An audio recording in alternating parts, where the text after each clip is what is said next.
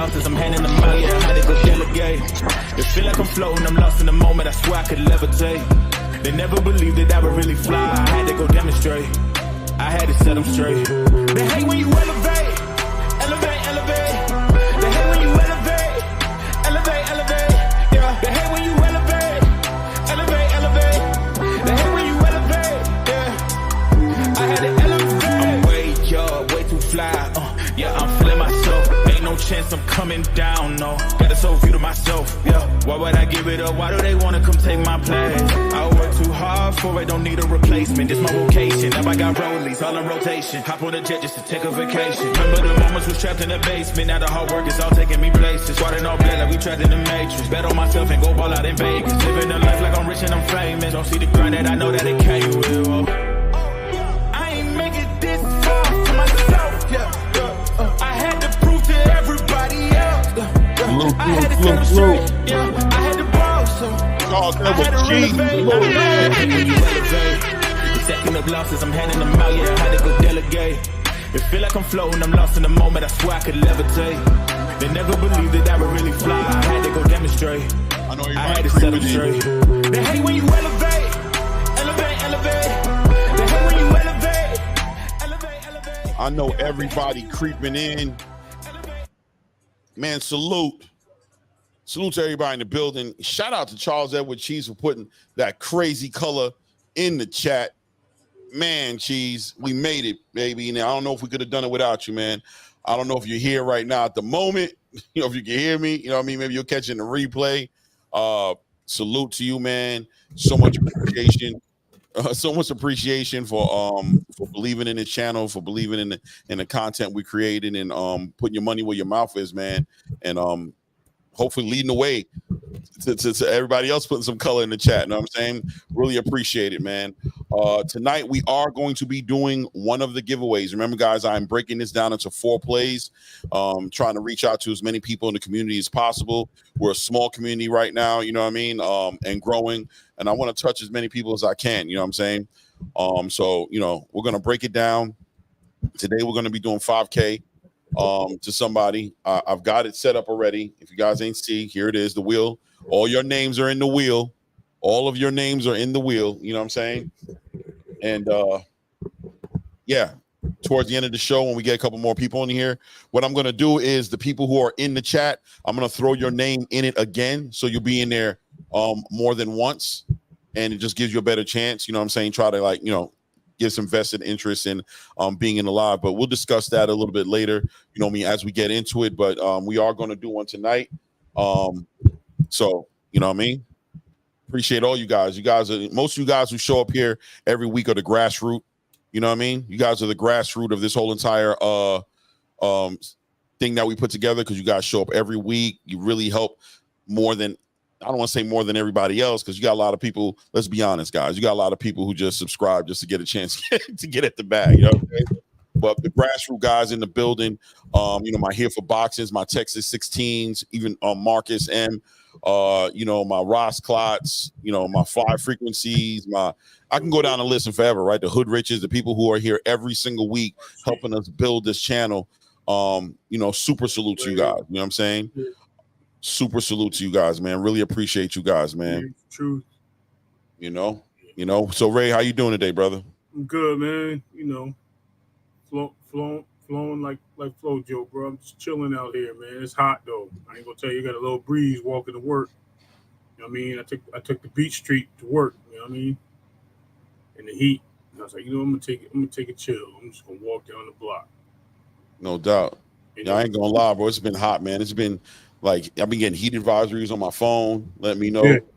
I'm like, damn. You know what I'm saying? I'm gonna tell you something I did do though. It's funny. I've been walking around without my hat on, bro, because you know you was getting at me and shit. So you find your head matching the rest of you now? Now you got your head. Man, you know, I had to. Yeah. Had to get this colored in. You know what I mean? Clay was out here telling me that I looked like I had a piece of paper on my head and you could write on it. Listen. That's because Ray always wearing a fitted or wearing a hat. So he outside getting all tanned up. Then he took his hat off one day. I'm like, damn, bro. It looked like you got a white hat on your head, a white scully on your head. He's like, what are you talking about? I'm like, yo, bro, what's good? Why your head look like that? You got a pasty head, bro. The rest of your face, everything's in. The top of your head, pasty, bro. Bruv. Yeah. Salute to Blitz Tactic. Salute, I'm an Aboriginal Australian. Salute. I support my Black American brothers and sisters, European males enslaved, colonized, and subjugated our people for over 3 generations. Much love. That was deep, Blitz, but I'm happy you're here to catch his boxing content. We appreciate you. You know what I'm saying? That was deep. That was deep. You know what I'm saying? That was definitely deep. I appreciate you being in the building, though. But yeah, boxing is going, right? Boxing doing what it's doing, bro. We got a big event coming up this weekend. Jerron Boots Ennis is going to be kicking off his first fight under his Matchroom deal, and he's getting the whole shebang, right? Like, the boy's getting Wells Fargo Center. He's headlining in his home city. You know, a lot of people would argue that this is what they've been waiting for an opportunity for Jerron Boots Ennis to get a chance to be the star that everybody thinks he is, right? What do you think about that? Back in the building. Cheese in here? Cheese right there. He just showed up. Yo, Cheese, man. Salute. Yeah, I just finished shouting you out before. You know what I mean? Man, thank you so much, man.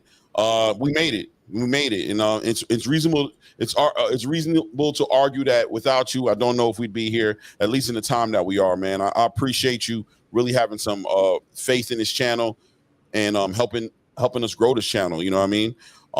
I can't thank you enough, man. And we're gonna hopefully make you very proud, make you very, very proud. You know what I mean? I'm doing the giveaway. Wait, I went back 6 minutes. Okay, you saw it. Good. Cool. So yeah, so you already know what I'm doing today. So I'm breaking it down into 4. Trying to touch as many people in the community as possible. You know what I mean? I know I see Showbiz. He has 100 million followers and he gives it to one person. But we got a small community here, and I just want to touch more than one person in the community. You know what I mean? I want to do that. So that's how we're gonna carry it, man. Hope it makes you proud. But yeah, man. So Jerron Ennis headlining the Wells Fargo Center this weekend. What say you, Ray? I was just looking for the young bull. I think it's a great start to his career with DAZN or Matchroom over there on DAZN. I think it's something that he probably dreamed of, and it's going to take him to a different field in boxing. Hopefully, it shows also that Eddie Hearn does have his best interest of keeping him busy at heart. I mean, even with the canceled fight, they were able to get another opponent quickly and continue to fight. You know what I mean? So, yeah, it looks good over there for Boots. You know what I mean? It looks like we're going to have some action, some work. We'll just see who wants to get in the ring with him. Yeah, I mean that's another part of the conversation that we're definitely going to have tonight. That's for sure. Eddie, it looks like Boots is, Eddie Hearn is really showing how much faith he has in Boots and what he really sees for Boots and what he wants to make Boots, which is one of the biggest stars in boxing today. A lot of people would arguably ask, why another promoter, wherever Boots was at before, didn't see the same thing in Boots that Eddie Hearn sees. But he's definitely putting his money where his mouth is, right? He's not just getting him busy. Keeping him busy is definitely one part of it. But the other part of it is he really bringing him in Philly, Wells Fargo Center. I don't know when the last time Philadelphia saw an event like this, and having Boots at the head as a headliner of the event. I mean, look, man, besides giving Boots that deal, having him as a partnership, not just as a sign to Matchroom, where he gives Boots a lot of flexibility to move around and do the things he needs to do to become that face of boxing, future face of boxing. But he also showed how much he believes in Boots to give him the Wells Fargo Center, don't you think? I mean, like, he could have put Boots on a turkey card, right? And got him a nice bag. You know what I'm saying? Boots probably wouldn't have been upset, got him a lot of money, kept him busy like they're doing with Abdullah Mason, right? 4 or 5 fights a year. But he's like, nah, I need to make an act of faith with you to show you who I really see you as. You know what we're gonna do? We're doing this in your city. And we're gonna pop off in the biggest, building in the city, and we're gonna put you on the headline, have your pictures up in lights and your name up in lights. I'm gonna show you how much I believe in this, because you gotta think they put up a little bag to get this event together like that. He's not guaranteed to make all his money back, even though I heard that they damn near sold out in the whole building already. That's what I'm hearing. Right. You know what I mean? So my question is, though, I mean, we saw how difficult it was for Boots to make this fight happen. You know, the fight he had lined up fell out, went to shit. Crowley had some eye injury, and he ended up back in that same position he's been in, not having anybody to fight. It was like pulling teeth, pulling nail to get somebody to jump in the ring with Boot. Now they have David Avanesian lined up to put him in there. What's next after David Avanesian? I mean, he wins his fight. Boot says that his mission is to be undisputed. He's not trying to stay super active at 147 as much as become undisputed. He wants to fight the other champions in the division. What are we looking at? Stanionis is one of the champions. Well, I mean, first of all, Terence is still holding the titles for argument's sake, but we're assuming that these titles are going to get dropped August 3rd, right? We're assuming that. Right. So, and if he does that, then I'm assuming the people who are interim champions will become the regular champions. So you got Stanionis, you got Mario Barrios, and you got Brian Norman. And Brian Norman, exactly. I mean, what are the chances of Eddie Hearn being able to line up these fights and get this dude to undisputed? Like, is Boots? Are we expecting Boots to be undisputed at 147? Is this something that realistically is going to happen? No. Oh, you know what I think happens? Conor Benn somehow gets moved into one of these positions to get a belt. Whether it be Stanionis or Brian Norman. I don't think they pit him against Barrios. But I think that's the fight to make right now is at the division is Conor Benn and Boots. Most intriguing, in my opinion, it's the most intriguing fight, and it'd probably be a big sell for him because one is an international fighter like Stanionis, but he's international to the point where he's hated and loved internationally.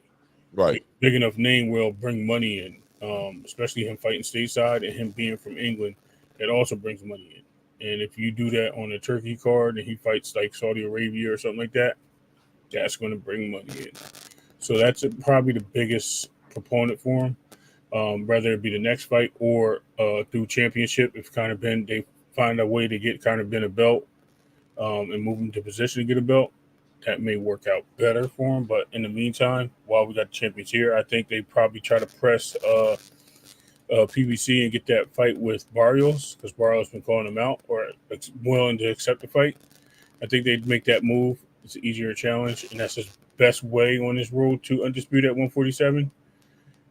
But I think he's going to hold on too long. If Conor Benn or anybody else doesn't get a title, they're going to hold on too long unless Stanionis vacates. Right. Stanionis, by the way, if you guys don't know, just re-signed with the PBC. You know what I'm saying? He just did another deal with the PBC, which is going to be interesting to just see how that turns out for him as far as the activity. And I don't know what the PBC plans on doing. I don't know. PBC's been great on their pay-per-views this year as far as the quality and everything like that. But, what is it, 3 events? I mean, some people would say 2 events because one of them was really half Golden Boy, half, you know what I'm saying, PBC with the Canelo situation. But we'll say 3 events just for argument's sake. But as far as the free fights are concerned, as far as being active, and when you think about that huge roster that they have, we haven't seen that roster active the way you want to be. It's hard to believe that Stanionis would re-up, you know what I'm saying, with them. But, obviously they gave him a deal he couldn't refuse. Shout out to Pop Shop Talk in the building. And Cheese, yeah, I hear you, man. You would think that he should be able to run through that in a year, get to that undisputed in a year. But listen, man. It's something about being a champion in the division. You're not eligible to be a mandatory, right? So people don't have to fight you. And I think it's just no secret at this point that most people don't want to fight Boots. Some might argue none of them want to fight Boots. Crowley even kept it 100 and said, listen, bro, nobody wants to fight you, bro. I was going to fight you. Nobody wants to fight you. So in a perfect world, Cheese, yeah, in a year, run through, become undisputed. But when you're dealing with the politics of boxing, the way boxing is structured today with the politics of how these champions are carrying it, I don't know how optimistic I am that Boots gets to undisputed at 147. I think he's the best 147-pound champion. I think he's the best 147-pound fighter, without a doubt. I think if he was to have those fights lined up, that he would become undisputed. But I just think the air, the space is toxic when it comes to the best fighting the best. these promotional companies don't seem like they want to, make it easy or, put in position for there to be an undisputed champion. I don't know how realistic it is for him to be down there at 147 on this mission when there's just so much money for him to make and so many opportunities for him at 154. I don't know. I just don't know how it works out in the long run. But, this being his first event, definitely looking forward to see Boots perform again. Always looking forward to see Boots talking. Boots boxing, sorry. Pop Shop Talk says, what are y'all thoughts on Keyshawn and Frank? Well, listen, when we talk about the Keyshawn Davis Pop Shop, when we're talking about the Keyshawn Davis business, I think Keyshawn is a wild card right now over there at Top Rank. And I'll Kamal Oz, salute to Kamal Oz in the building. Salute. I think Keyshawn is a wild card because everybody's talking about Keyshawn versus Andy Cruz. That's the fight everybody wants to see, right? But Keyshawn's in a good space right now because Shakur Stevenson is no longer over there at Top Rank, right? And yeah, Oscar De La Hoya is talking about he wants to try to set up a fight for William Zepeda and Dennis Berinchyk. But let's be honest, guys. Berinchyk is the weak link or the easy food in 135 pounds right now with the belt. He's the one that everybody wants to fight. I'm pretty sure Bob Arum is very conscious of this situation for what it is. And I don't know how eager or excited or motivated Bob Arum is in trying to coordinate a fight between Dennis Berinchyk and William Zepeda, knowing that more than likely William Zepeda is going to win that fight, right? More than likely he's going to win it. He could lose because Berinchyk is a high-level boxer. You know what I'm saying? He comes from that cloth. But I think the favorite in the fight is going to be William Zepeda. Right. Why would Bob Arum volunteer his fighter to just lose the belt? Bob Arum is a belt hoarder.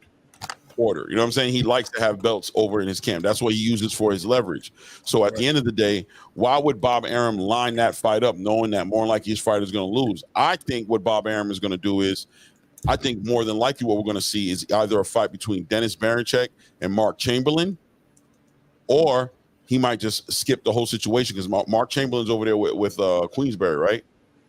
Or Matchroom. He's with one of them. Queensberry.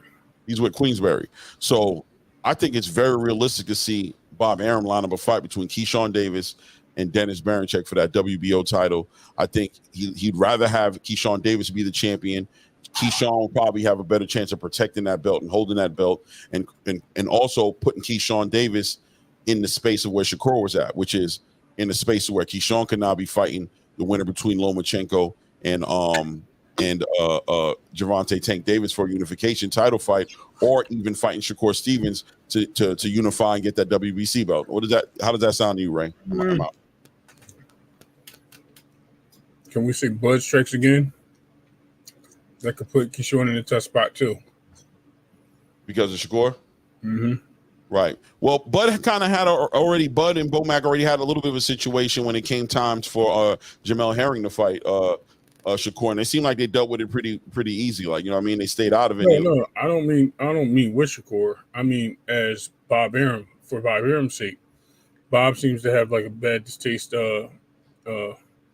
situation for Bud getting involved with a lot of things behind the scenes with Shakur, which we know is happening, whether we believe it or not. Mm-hmm. Keyshawn being on his on B&B Boxing as one of his fighters because he manages Keyshawn. Does this play hardball? Oh, you want to take your guy and run over here, and you want to take my belt and run over there? Now your boy ain't gonna get a shot. Let's hold him out. That can come into play also. You know what I mean? As we're talking about hypotheticals, that's something else that he can hold that over Bud's head. Like, look, I want Shakur back, or your boy will never get a fight. I can promise you a fight with Berinchyk. You bring Shakur back. There's a whole bunch of stuff going on right now behind the scenes. That's again, these are just hypothetical. So, but I do like the fact that I think Keyshawn would be the best option for Bob's sake to fight for the WBO because it stays in house as long as he's under contract. Yeah. I hear you, come on. I took that into consideration, what you're saying. For sure, Zepeda is definitely the number one in every single sanctioned body right now, right? Under all the belts, he's the number one guy. My question is, does Baranchyk have a mandatory right now? And when is that mandatory due by? You know what I'm saying? So, in other words, because right now, Keyshawn Davis is number 3 in the WBO on that list. And obviously, William Zepeda is number 1. I believe Raymond Moritalo is number 2, right? So, couldn't Bob Arum reasonably coordinate a fight with, and listen, just for argument's sake, right? Couldn't he coordinate a fight between Keyshawn Davis and Dennis Baranchyk, and the winner of that fight take on the mandatory and fight William Zepeda? I think that Bob Arum would be way more comfortable putting Keyshawn Davis in the ring with William Zepeda and playing the odds of maybe Keyshawn being able to beat Zepeda and keep that belt, rather than just from where I sit and how it looks from my perspective, give away the belt to Golden Boy William Zepeda. Because I feel like it's got to be a 70-30. You know what I'm saying? That William Zepeda is going to beat Dennis Baranchyk and take the belt. If Bob is really trying to protect his vested interest in having those titles over there with him to be at 135, keep in mind that Bob also, in my opinion, just did a power move on O'Shaquie Foster, right? I think O'Shaquie Foster, that was a little bit of a power move to get him to come to 135. He looks like he's trying to have a more powerful presence in the division. Facts. If I was trying to keep that belt, I would rather Keyshawn Davis have that belt and be the one defending that belt than have Dennis Baranchyk, not to mention the money. Dennis Baranchyk is like, what kind of money you going to get? You're not going to get no money to lose the belt. You put him in there with William Zepeda, that's a fight that's happening on Top Rank, you know what I'm saying, or happening on the Zone, no pay-per-view. You know what I'm saying? Like, where's the money going to be at? It just seems more, I don't know. At the end of the day, I think Bob Arum's interest in keeping that WBO title at home is going to play a factor into who we see Dennis Baranchyk defend his belt against. More, and because even with Mark Chamberlain will take that damn belt from Dennis Baranchyk. Mark Chamberlain is good like that. You know, I don't know. Yeah, Cheese. Foster got done extra super dirty. You're definitely right on that. And I think that move right there wasn't in vain. I think that was not by coincidence or by accident, or, you know, I think that was definitely more by design than anything else. Let's see here. No doubt. Shout out to Ray Davis putting some color in the building, color in the chat. Let's see. Pop Shop Talk says, I don't see none of those Mexican dudes for real. It's all going to boil down to the top black fighters if we being real. I don't understand. What do you mean, Pop Shop? If you want to elaborate on that. Ice Wallow come. I'm mad at you that you made me say that. Yeah, I just read that and understood once I said it what the hell it was. You're a horrible person for that, bro. But let me read what you said. Maybe you got something to say that makes sense. Okay. Opinion on the Saudis takeover and the recent beef with Eddie Hearn and Mike Hoxard. Would appreciate a shout watching from the UK. Okay, yeah, salute, brother. I'm not calling you by your name, bro. I'll call you Ice, but we ain't gonna get me twice on that one. Saudi takeover. I mean, ideally, I wouldn't want the Saudis to take over, right? But I do think that what they're offering, the boxing space, is something to celebrate if you're a boxing fan. I would much rather that the promotional companies here stateside would come together more regularly to put together the big fights we want to see, so that we wouldn't have to be talking about a Saudi takeover, right? As far as a recent beef with Eddie Hearn and Mike Hoxard, I don't know who Mike Hoxard is. Who's that? Who's Mike Hoxard? Who's what? Mike Hoxard.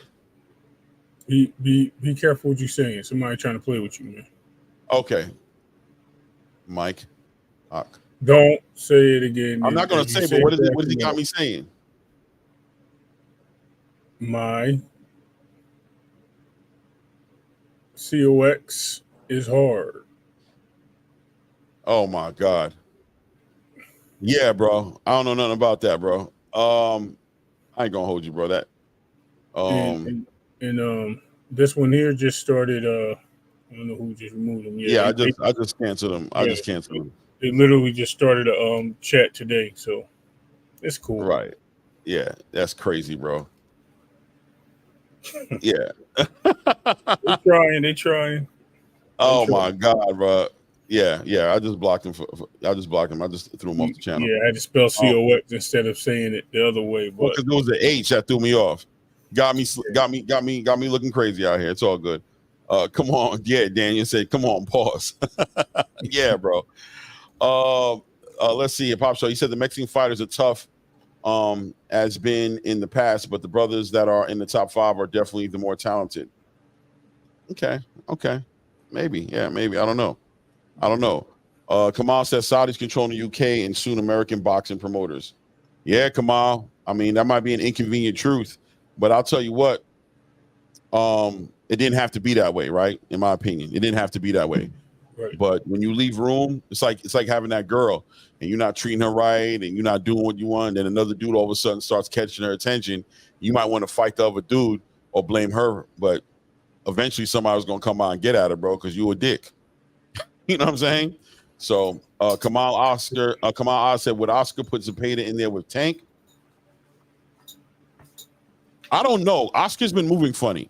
I want to say yes, but at the same time, Oscar's showing fear of putting Zepeda in there with Shakur. So would he put him in there with Tank? Maybe. The money's going to be great. You know what I'm saying? William Zepeda, I know, would be up for it.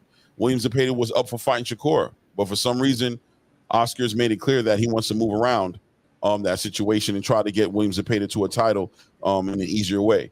He said, I'm not sure big money with a lot of pay-per-views, but Tank could ruin Zepeda's market value. Golden Boy could ignore the WBA order. 100%, Kamal.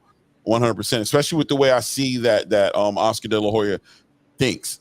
The way I see his mind is working on how he wants to coordinate things. For me, I saw a transition from him being motivated and putting William Zepeda in there with Shakur Stevens to him all of a sudden not wanting to go that route, kind of giving Shakur Stevenson like a boogeyman type of jacket, and then saying, we want to go the easier route, which would be going through Dennis Berincek to get that WBO title. Zepeda has gone on record saying that he wanted to have that fight with Shakur Stevens. Shakur Stevens has obviously also been just as vocal as saying he wants to fight with Zepeda. So the fighters have definitely not been the ones that are stopping this fight from coming together. Maybe Bob Arum got in the way. I don't know. Maybe he did get in the way. Or maybe Oscar De La Hoya is staying away from the dark horse in the division, which is Shakur Stevenson. You know what I mean? We don't know. Right. Let's see. Go ahead. No, all that you said is right, but I think I don't think there's so much of De La Hoya. I think De La Hoya doesn't see the money there. With Shakur Stevenson, though, the opportunity is there for the belt. I think more Panda didn't want that fight for William Zepeda. Right. I think William Zepeda is all for it. But like I said, I don't think the money's there. William Zepeda is just trying to be a real fighter and saying, look, I don't need the cash. I want the belt. That's what to do. The best fights the best. Let's get it going. And I think Oscar's like, no, I'm your promoter. I need to make money on this fight. And it's not going to be valued unless you have a belt and he has a belt. Then we can bring his market value up. Right. That's what that comes down to, I think. That's my opinion. No, I agree with you. I think that's definitely part of it as well. I think that it's one mission at a time, right? And Oscar De La Hoya's primary mission right now is to put a belt on William Zepeda, because he knows if William Zepeda has one of those belts, the leverage in the negotiation process takes a different tone, right? I have a title now. You guys are looking, especially right now when you got Tank Davis publicly saying that he wants to be undisputed, that he wants to go out after all the titles. So everybody in the division arguably is down for a unification fight right now. Lomachenko's down to fight Tank. He's down to fight Shakur. I don't know if he's willing to fight Dennis because they're from the same camp a little bit, but it doesn't matter. Vice versa, Shakur's willing to fight everybody. Tank is willing to fight everybody. And then, like I said, Bob Arum has to make a decision as to what direction he wants to go into as far as Dennis Berincek is concerned, because I think Dennis is going to lose that title, arguably lose that title in his next fight, in his first defense. I mean, I think everybody who's up in there trying to challenge him for it is more than capable of taking that belt off his waist. Right? Mark Chamberlain could take it. Keyshawn could take it. William Zepeda could take it. If he tries to go ahead and unify with Shakur, would take it. Tank obviously would take it. Loma will take it. Who won't take it? You know what I'm saying? The name of the game at the end of the day is who are you going to allow to take it? And I think Bob Arum is going to be more focused on keeping this fight in-house, keeping that belt with Top Rank and putting it around the waist of somebody who's not only going to defend it better, but also be more of a money fight when he gets into negotiating for these unification title fights. You know what I mean? I agree. Let's see. Kamal Oz says Saudis bridging the Frank Warren and Eddie Hearns divide and all those in America. Yeah, man. Pop Shark, the Russian fighters are tough to deal with. I think Bud going to be a barber. We're going to talk about that a little bit later because that fight is actually not selling as well as they expected it to sell. But I agree with you. I think Bud is in there with a game fighter in Ismail Madrimov. I think people might be sleeping on that Russian for real. Blitz tactic. Wait, hold on. Pop Shop talk. Wholeheartedly agree, beloved brother. Black fighters are and will always be the best. It's not even up for debate. Mexicans were also okay. Yeah, I'll be getting some deep conversations, bro. That's deep. Once again, blitz tactic with the cleat. Let's see. Salute chat. Hey yo, Kamal, jump on and give your take. I'm one of those ones rooting for you to get your own channel one day. 100%, man. Kamal could definitely do a channel, man. Kamal is a brilliant mind in the space of this content creation space. One of the most brilliant people I've ever heard articulate and speak on boxing. It'd be real interesting to see him get a channel. I might throw the link out there if he feels like building. Let me know, Kamal. You put the word out there, we throw you the link. Excel, who do you guys think Shakur? Yeah, and I think Kamal just said he's not Russian. What is he? Yeah, he's like Uzbekistan, a text. Yeah, he's one of those people. Yeah, he's Ukrainian, I believe. I think he's like Uzbekistan or something or central. I know he's Muslim too. Let me see. Salute chat. Okay, well, hold on. Wait. XL, who do you guys think Shakur will sign with? Do you think that the last outing was detrimental to his promotional options? We're going to talk about that as well. Is dealing with. I ain't gonna lie to you guys. I think he has a deal already ironed out. I think he's already spoken for. And I think somebody can come and give him a better deal and he'll entertain it. But I think the confidence that you're hearing coming from Shakur right now on all social media spaces, getting into it with anybody who wants to get into it with him, I think there's a lot of I think things is already, I think he's been spoken for already. And I got a feeling, I know who it is, but maybe I'll communicate it later in the show. Maybe I won't. You know what I mean? I don't want nobody coming from my head if it ain't that. I'm glad I came across the channel. Your boxing knowledge, wisdom is second to none. Oh man, salute, Politzakti. Salute, man. Let me see. I think Shakur is going to sign with Floyd. I think it's possible, but I ain't gonna lie to you. I don't think that's where he's going. But we'll see. Let me see. Green Clay, do you think Loma's backing out because he really feels he can't beat Tank? I never known a fighter to step aside. Good question, Pop Shop. I think there's a good chance that Lomachenko may be being a good businessman right now. Right. I think that's what you're seeing. I think that Lomachenko is looking at the bigger picture. There's a fight that he can put together against who is it that he could be fighting against right now? At 135? Yeah, he could be fighting against William Zepeda, to be honest with you. You know what I'm saying? And he could be looking to get becoming a unified champion. And he knows he's going to get that Tank fight regardless because everybody wants a Tank fight. Tank has already made it clear who he wants to fight. So he's going to get that Tank money regardless. And put Shakur in the conversation, fighting against Tank. If Tank beats Shakur, then I get to fight with Tank as a champion. If Tank loses Shakur, then I'll fight Shakur and become unified and then go and come back and fight Tank again and still get to the money because Tank is the cash cow. Time is on Loma's side for the most part because although he's an older fighter, there's a lot of money he can make. And once he gets knocked out by Tank, which I don't want to say he is, but there's a very good chance that he gonna get slept. You know what I'm saying? It's gonna be different for him at that point. He might want to retire at the end of a Tank fight if he gets knocked out. So I just think we're looking at him doing a little bit more business than showing fear or showing any type of hesitation. I think it's more business minded with the way he's thinking about approaching this. But we'll see what happens.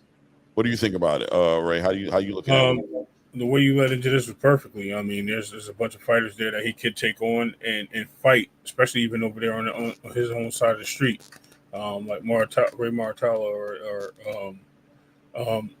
Zuleb, whatever, and even Mark Chamberlain, bringing him over. Those are fights that he can easily make and get on and get into a bypass of Tank fight.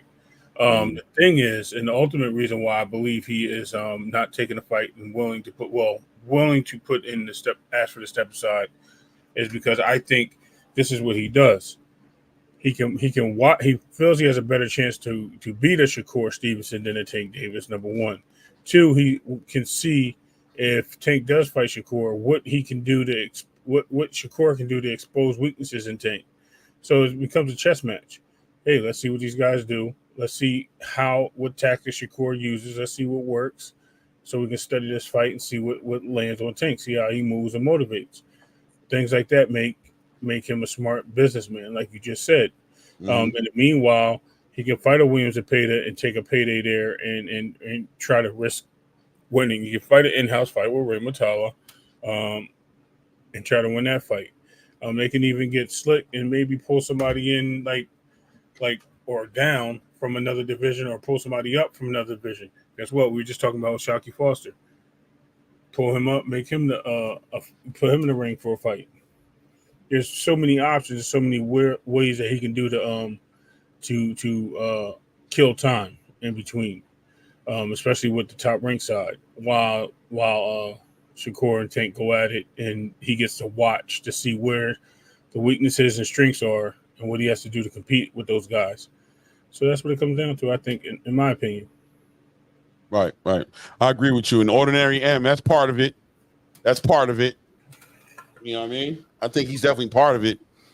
I think Eddie Hearn is definitely part of the conversation. I think he's the one who's probably coordinating and orchestrating what we're going to be seeing in the bigger picture with him.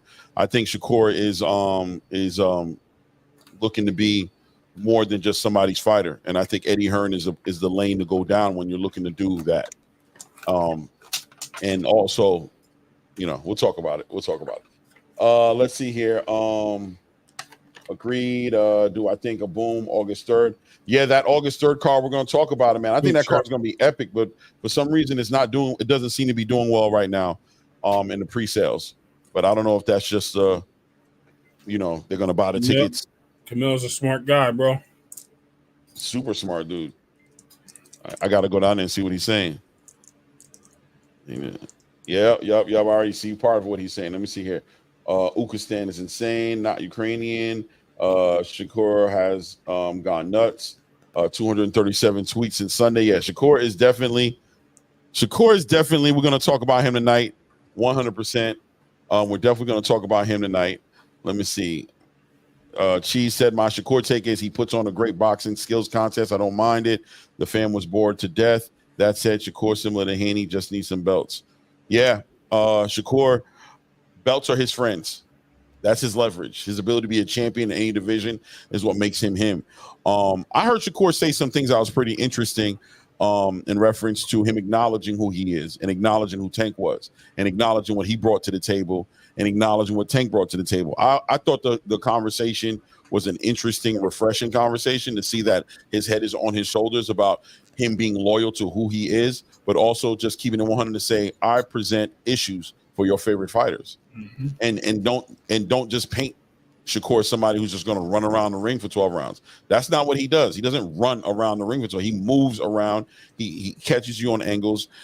He's an interesting fighter, a special fighter. He's not the most exciting fighter. Right. We won't argue that, but he does bring some diversity. Right. He brings diversity to your favorite fighters. Right. And that's and we mentioned this multiple times, not just us, but other people. Shakur has been doing this his whole career. Don't act like he hasn't. Mm-hmm. Like I think we mentioned yesterday, and in other parts of boxing world has mentioned the same thing. You move up to different weights, you know what I mean? The competition gets more stiffening, like pause, but it gets tougher.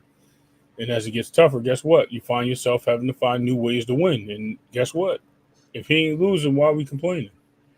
He's doing what he's 100%. always done. 100%, brother. 100%.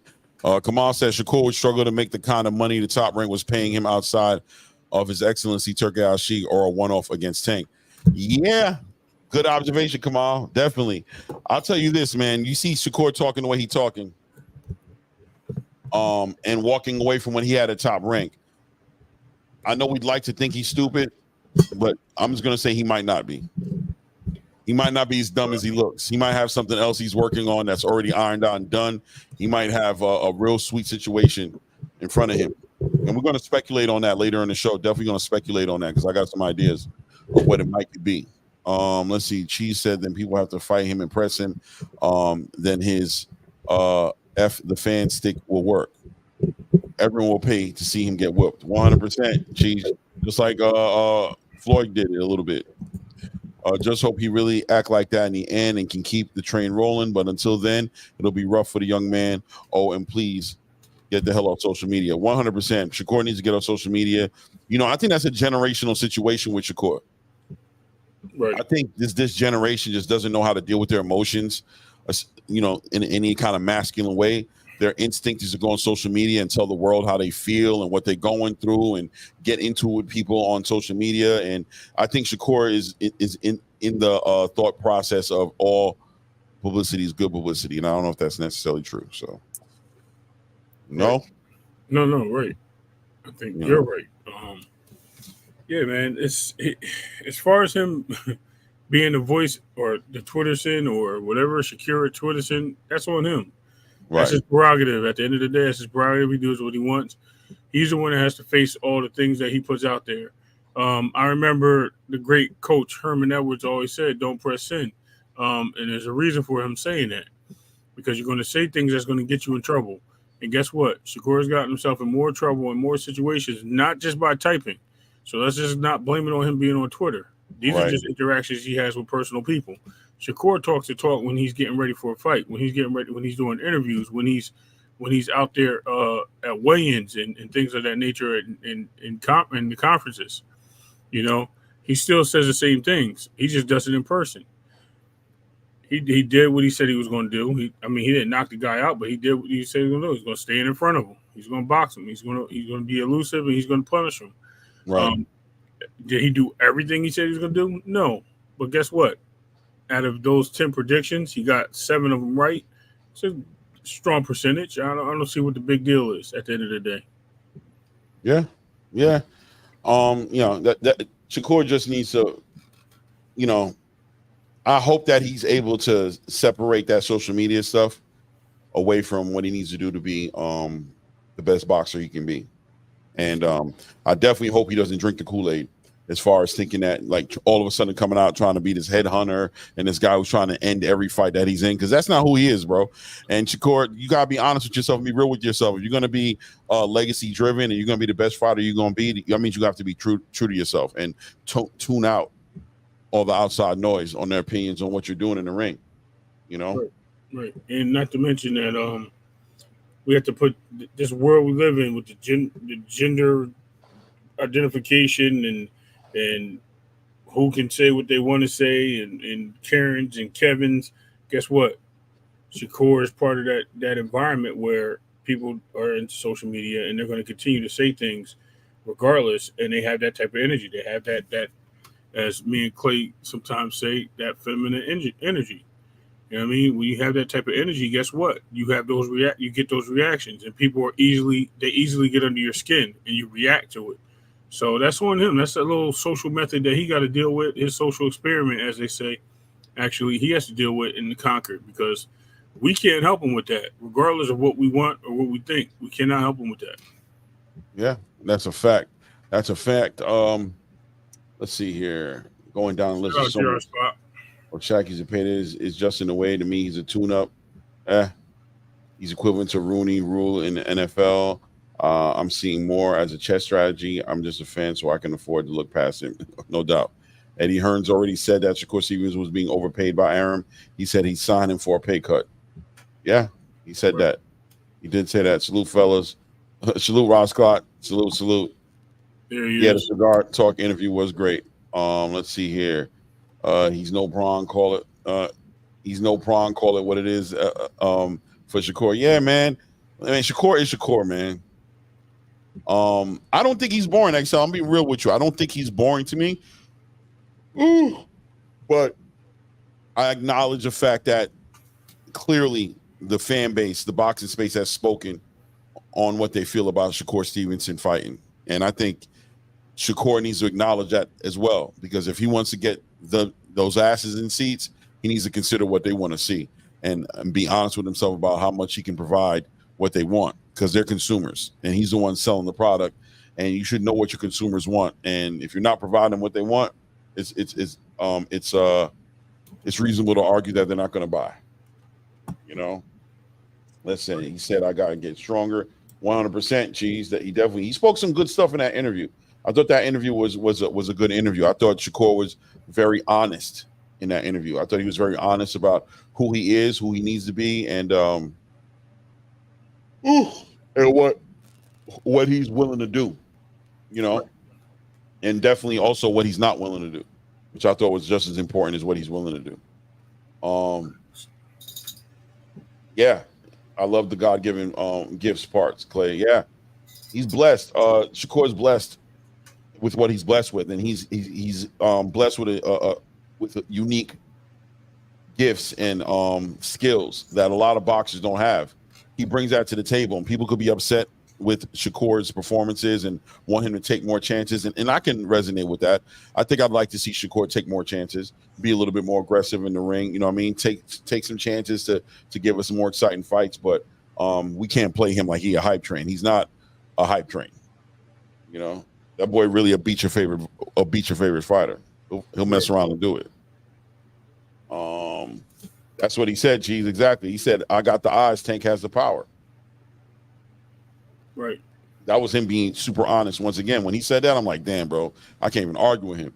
He said, Tank got the power. I ain't gonna lie to you. He hit you with one shot, he could debilitate you. That's a fact. Right. He's like, but I got the eyes to see the punches coming before they even come my way. I see those punches getting put together, and I get the hell out the way of those damn punches.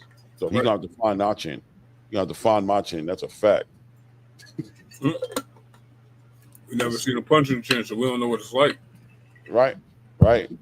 Kamal says PBC is not done, but they are going to be very selective with who they sign. Al Haymon is a genius, but boxing is a fringe sport in America. Shakur would be tough sell for Al for $3 million a fight. Yeah. I don't think the PBC is interested in the Shakur Stevens business. Nope. I don't think that's where he's going either. I don't think it's because of that reason that you mentioned either. But I get it. Let's see. No free rides in PBC. Man, I'm just in so many chats. Anyway, let's get to the to these topics as well. So Boots has this event this weekend. I'm looking forward to seeing him. Let me ask you a question. Him sharing because he's a fighter, bro. Him sharing a common opponent in David Avanesian, is this positive in any kind of way as far as putting him in the direction of eventually getting in there with Terence? In your opinion? So Boots doesn't necessarily have to make an impression. We know he's going to beat the guy up, and he's no, I don't think that makes it. It doesn't have to be like him having to make an impression. I just think he just needs to go out there and beat Boots.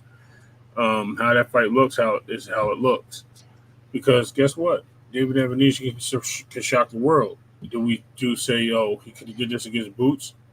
I mean, against Bud? Yeah, absolutely. He could have. Maybe, you know what I mean?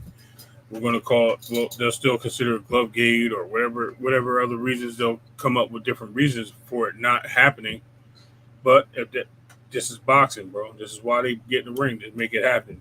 But in my opinion, I do think there's no way you can separate the two. They're two different timelines, and the triangle theory we already know doesn't work. So it doesn't matter. They can beat the same guy up 17 times, each one of them. you're going to get different results. Yeah. I think it'd be different if Boots is just. I haven't heard anything coming from Boots that lets me think that him and Terence Crawford are going to fight anytime soon. He seems so hyper focused on becoming undisputed at 147. Him fighting against David Avanesian is just a keep busy fight. That's what it is. It's better than sitting at home or continually sparring in a gym fight. You know what I'm saying? Exactly what it is. That's why I said he's not going to take him lightly, but he's not going to also get in there and lose his fight. You know what I mean? He's going to try to impress the fans while just be like, yo, I'm putting in cruise control a little bit, but I'm just going to beat this dude up, and we know what's going to happen. Yeah, that's what I see happening.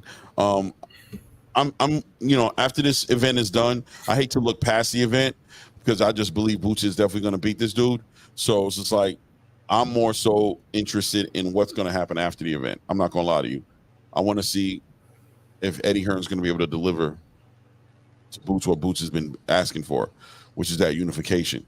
I'm going to see if he can put a fight together with a Stanionis or a Mario Barrios, even though Mario Barrios is supposedly in negotiations with Manny Pacquiao, but I don't know, man. I don't know, man. They hanging out there just assuming if these fights are going to get made. I don't see why they get made at 147. None of those fighters on the 147, none of the champions are matchroom fighters. Right, and let's not forget he still has his mandatory still sitting there, regardless. The time frame he could have his eyes fixed by then. So that's another thing. We got to see. Yeah, I agree. I definitely agree. Let's see here. So, Shaki Foster is also he's in the social media complaining too. He's definitely complaining right now. Kind of let it be known like, yo, I know I've been quiet, but nah, bro, I feel like I got screwed over, bro. You know what I'm saying? I feel like I got played with. You know what I'm saying? Let's see here. What else is going on in the space? Boxing is just it's like every day is something new, man. There's something going on, right? What do you think about Terence Crawford's event not selling? What would you attribute? Is there anything to even care about, to be concerned about? Do you think it will sell eventually at the end of the day? I was going to say, I think once you put it into a situation where it gets closer to the fight, people don't want to see cancellations anymore. I think you already had people pull out of the card, right? We had Tim Tszyu pull out the card. I think now Virgil Ortiz is fighting on his own card, right? So that's 2 fighters going off the card. Now we're looking at what if Bud or Mazadov doesn't take that fight and they got to sub somebody in, or it could be somebody at the lower weights. Like, what if this guy doesn't want to fight David Morrell, or nobody wants to fight Andy Cruz? What happens to that fight? What if Pitbull decides that he doesn't want to fight Ryo, or vice versa? Right. You know what I mean? Then the fan base changes, because I think the fans are going to buy the fight based on Pitbull and Ryo Venezuela. I think that's going to bring a lot of people to that fight. Right. And it's in Southern California, so I know it's going to bring a lot of people to that fight. I just think we're just being impatient, and we're all stuck up. This whole thing is we all get stuck up in these numbers and these sales and pay-per-view numbers. Like I said, it's like it's a pissing contest. My guy sells better than your guy. Right. Bro, that shit don't matter to me. Let's see what happens when it gets to that point. Let's see what happens when that fight starts. Let's see how the arena looks. It is what it is. Yeah, I think the card is just too stacked for it to, like, unless there's no such thing as boxing fans anymore. You know what I mean? People just don't like good fights anymore, which I don't think is the case. That card is too stacked. It entertains everybody. I don't care who you are. It's not just about Terence. Exactly. You could feel some kind of way about Terence, fine, but you're gonna miss Ryo and Isak fighting. You're gonna miss Andy Cruz fighting. You're gonna miss David Morrell fighting. You know what I'm saying? You're gonna miss even the big baby Miller and Andy Ruiz fight. That's another good fight. I don't care. Right. That's a heavyweight. Somebody gonna get knocked out. You know what I'm saying? So I think the card is just too stacked for it to go up and smoke like that. I don't know what it's gonna do pay-per-view wise, but I think they'll have people in there. I think it holds like 22,000 people in there. Right. Maybe it doesn't sell completely out, but I think there'll be over 20,000 tickets sold. Yep. Or, what's up, Hood Rich? What's up, Freaker Flyer? What's up, Hood Rich? What's good? What's good? JR Spock, salute. Let's see here. So many people in the building. Shout out. Oh yeah. So what I'm gonna do is, by the way, I'm trying to balance as we're talking to you guys and putting names into this machine right here. Into this right here. Basically, everybody's in here right now is on there. Everybody, all, you know what I'm saying, is on here. But I'm trying to put whoever's in the actual whoever's actually in the chat, I'm trying to put your name in there to give you a better chance to win. So you'll have your name in there twice. That's what I'm trying to do. Right. Guys, make sure you're subscribed if you haven't been subscribed. I'm pretty sure everybody in here is subscribed. There might be a couple of people who aren't. Subscribe to the channel, guys, if you haven't done it, and definitely hit the like buttons as well. Definitely hit the like buttons as well. We'll be doing the giveaway a little bit later. I got you, Daniel, for sure. For sure. You know what I'm saying? Definitely going to be doing the giveaway a little bit later. Oh, that'd be nice, Hood Rich. Salute. You know what I'm saying? No doubt. No, go ahead and put that east side. No doubt. That's what I'm actually doing. Brembo, salute. King, salute. That's what I'm actually doing as I'm talking to you guys. So if it seems like I'm awkwardly silent or looking like I'm kind of lost in the sauce as I'm talking, it's because I'm trying to chew gum and walk at the same time. You know what I'm saying? I'm literally sitting here typing names into it as I'm speaking to you guys. So bear with me. Been sub for a while. I just like to listen. No doubt, Hand Dog, for sure. I got you in there too, Hand Dog. I definitely seen you in there. Right. I had to put all y'all names in there manually. Sucked. Next time we do something like this, I will have a better system at doing this rather than doing it how I did it today, because I sat in front of my computer all day long, putting one name in at a time. Ugly, to say the least. Yeah, I know, right, Daniel? He said, if only you had an IT guy to help. I hear you, bro. I hear you, bro. I hear you. Oh, for sure, Hood Rich. For sure. Yes, sir, Bayani. I seen you in there. You know what I mean? Oh, yeah, and if any of you guys in here are private and I can't see you public, I'm going to let you know right now you're not in it, because I had no access to see. There's some people in here who I couldn't even see to put them in there. Is that BFTB? Oh, salute to my brother. What's up, BF? Yo, what's up, Shout BF? out, man. Shout out to all you. Hope your channels keep growing. Did you realize Stroke Madiq had been promoted by Don King? Stroke Madiq. Don't. That's not BFTV. Okay, it's not BFTV. Okay. He's trying to get you to say something slip. Do I need to block him? Because it would say it's. Yeah. Oh my God, yo, you know what? There, how about that? There we go. Looney, shout out. Yeah, that's not him. That's funny though. Right. If you're private, say something right now. Yeah, they keep catching me, Cheese. But you know what? It's all good. I'm being trained in the game. I'm learning, getting better at this. So eventually they'll stop getting me. Trust me. They're just trying to get you demonetized. That's what they're trying to do. They're trying to get you to say stuff. Right. Okay. So we got some haters. Okay. Yeah, absolutely. You know what that is. Yeah. It's probably softball.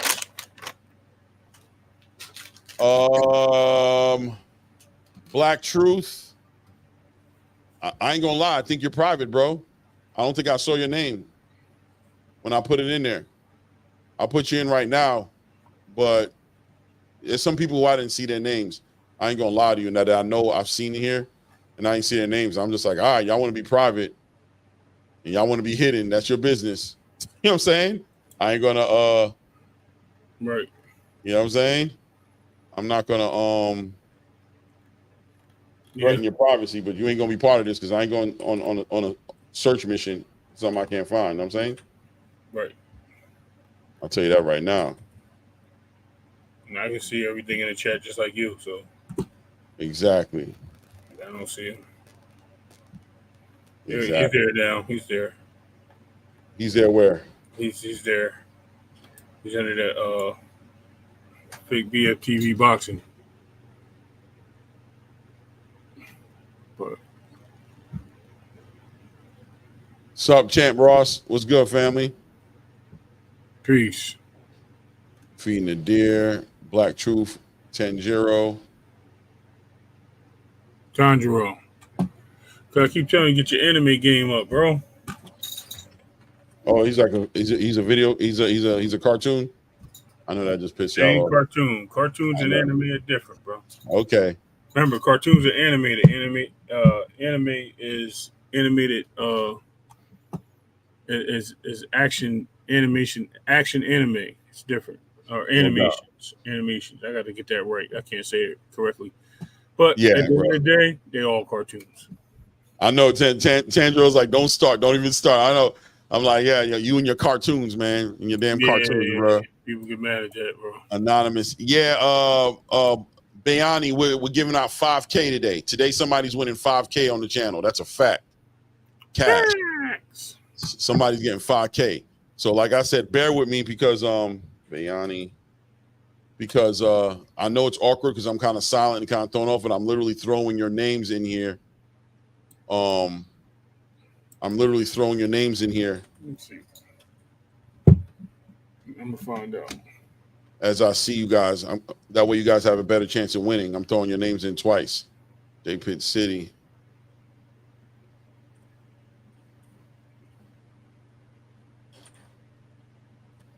Yeah. Let's see here. We got people coming in the building. We got 43 people in here. Make sure you're hitting the like buttons when y'all come in. And if you're not subbed, make sure you guys are subscribing, man. Exactly. Make sure you guys are subscribing.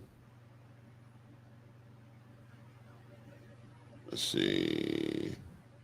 Elevate. Oh,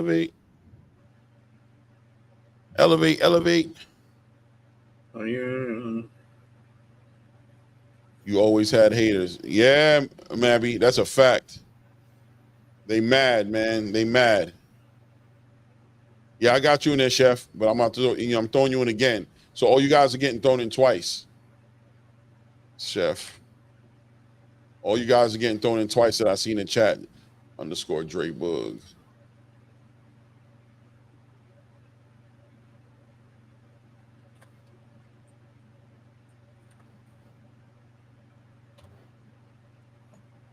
Yep. Exactly. Exactly. Skittles. Let me see. Some hate Ray too, as well for his honest opinions. Hey, if you hate for an opinion, there's something wrong with you, man. That's just it'll I can't even say what I want to say. That's just straight stupid. Oh, you like blue, the color blue. That's sad. Reggie. And you hang with I'm throwing you guys in here. Cool. I think that's stupid. Yeah. Got Hand Dog in there. What the? Devontae Richardson.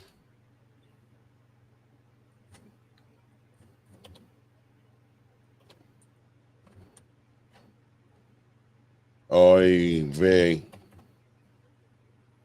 Salute, Bruce. Bruce Gas in the building. Anonymous Bruce is on here too. Clay. Yeah. Yo, I think Hondas are the best cars out there, bro. Guess what? What? Somebody hate me for that. Oh, that's a guaranteed. Let's see here. Let's see. Yo, Pop shot talk I got in here for sure.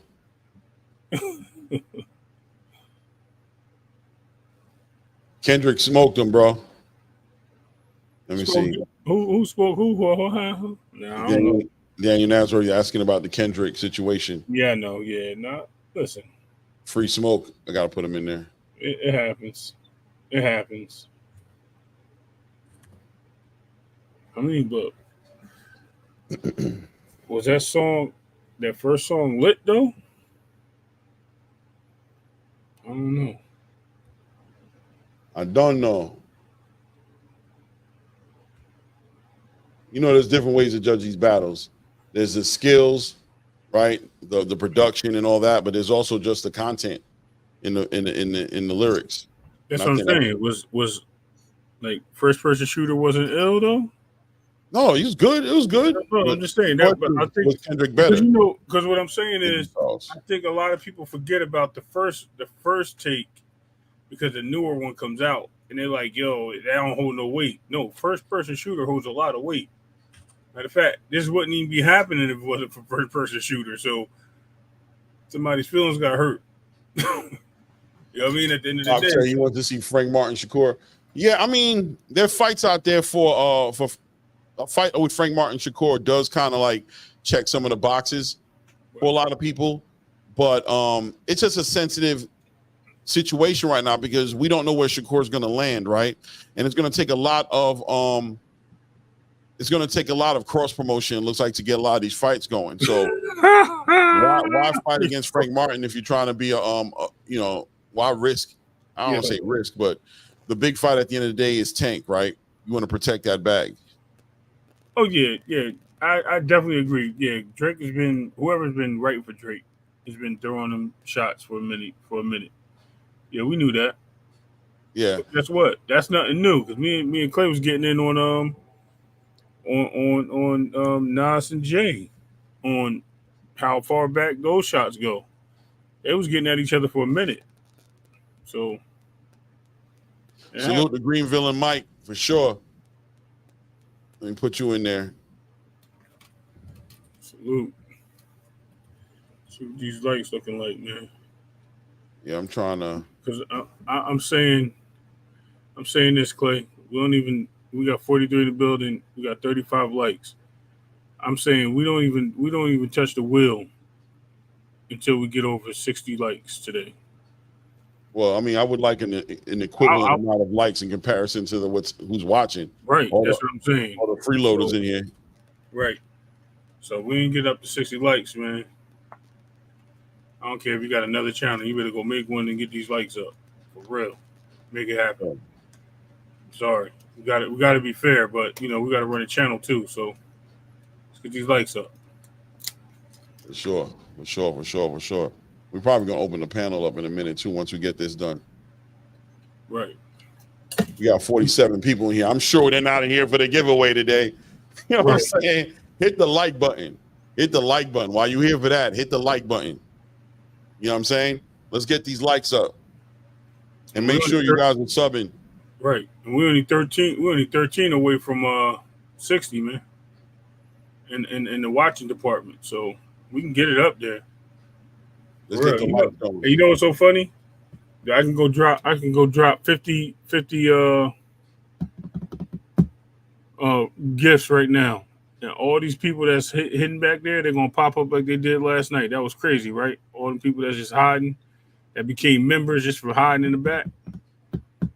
Mm-hmm. Fire. Frequency.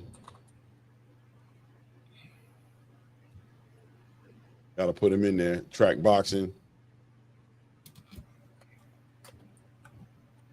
Mm-hmm. Texas 16. 68. Let's see. Got Texas 16 already in there twice.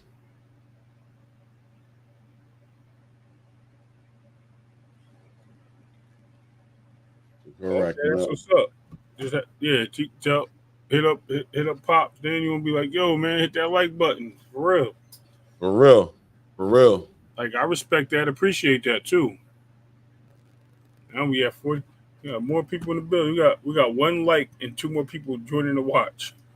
Salute RC. Thank you for putting some color in the chat right here. Yes, sir. Sure. Matter of fact, yeah, let's keep that chat moving. Oh, we have 43. Okay.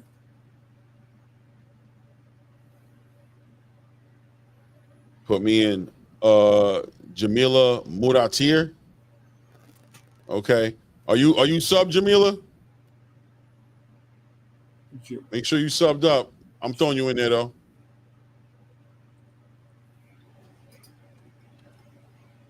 Make sure you subbed up. That's definitely part of it. Jamila Mudatir. Mudatir. Okay. We'll run this for like another 15 minutes. Then we'll probably run it. We're just trying to give everybody a chance. Looney, I got you in there. I don't even see this person you just said. They over here. They not here. For sure, the catch. Let them know. Yeah, this person private, bro. Who? Military. I don't even see them in the regular chat. Exactly. Shout out to Battlefield Boxing MMA. Like, if are you in here? Because you're not in a regular chat. Like, you have to. I don't see you over there. Unless you're blocked under a different account and you switch your name up. Talk to me with the super chat. Salute for putting color in the chat. Battlefield Boxing MMA with the $2 holla. Whoop, whoop. Big counts. We appreciate you, brother. Right. Shout out to Talk to Me in the building. Free smoke. Exactly, right? Track boxing, stay in support. But, we ain't mad. Like I said, we got grassroots. We got the grassroots. Right. You know what I mean? That's a fact. Let me see here.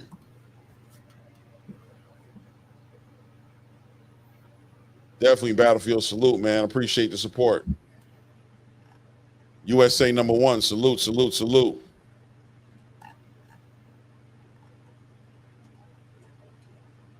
You already know, Hood Rich. You already know how we dealing with it. I did see BFG try to roach up earlier. Revealing Hood Rich and vice versa, my guy, for sure. Hood Rich is grassroots, bro. He's original. He was up in here when it was looking crazy for him to be up in here. He was like, why are you up in here, bro? It's just us. Facts. Yeah, he grassroots. That's a fact. He was here when he was ugly with nappy hair. You know what I'm saying? You know what I'm saying? Funny, man. He was up in here for all that. And Roaches 2 for sure. Hood Day 1. That's right, Mr. Big Play. That's a fact. What time is it? We got like 15. Well, yeah, about 15 minutes. I know I said 15 minutes like 3 minutes ago, but I was rounding up. Now it's literally really 15 minutes. Give everybody a chance to get in here. What's this?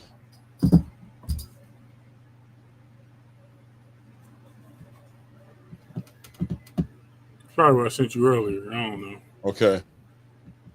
Oh, no doubt, Hood Rich, for sure. I appreciate it, man. That's gonna be on that membership tier when we get these interviews for sure. Yep.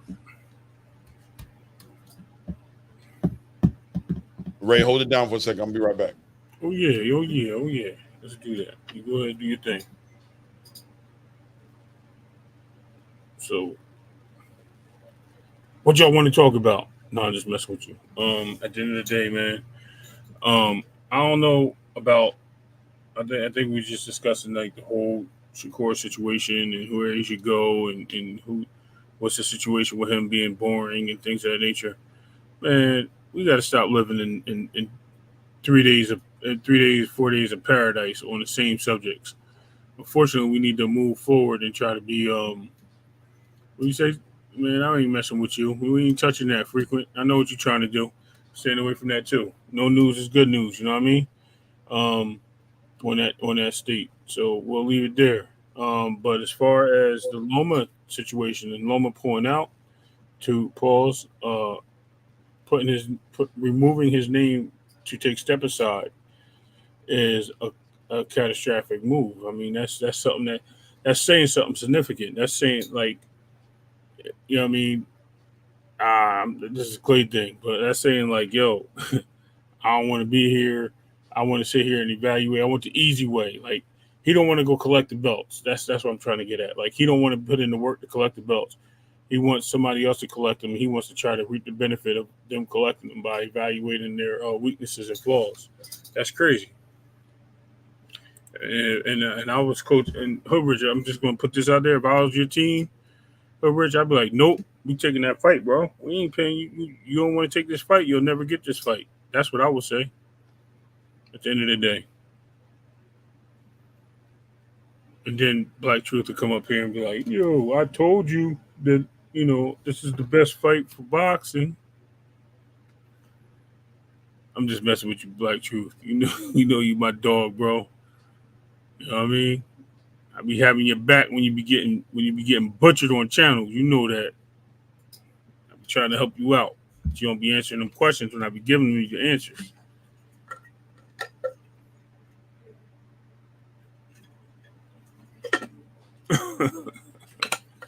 But I got you, doggy. You know that, homie. Nah, you was getting torched one day, dog. You know I was in there. I was throwing all types of stuff in the private chat, and you would not answer it. You know what I'm talking about.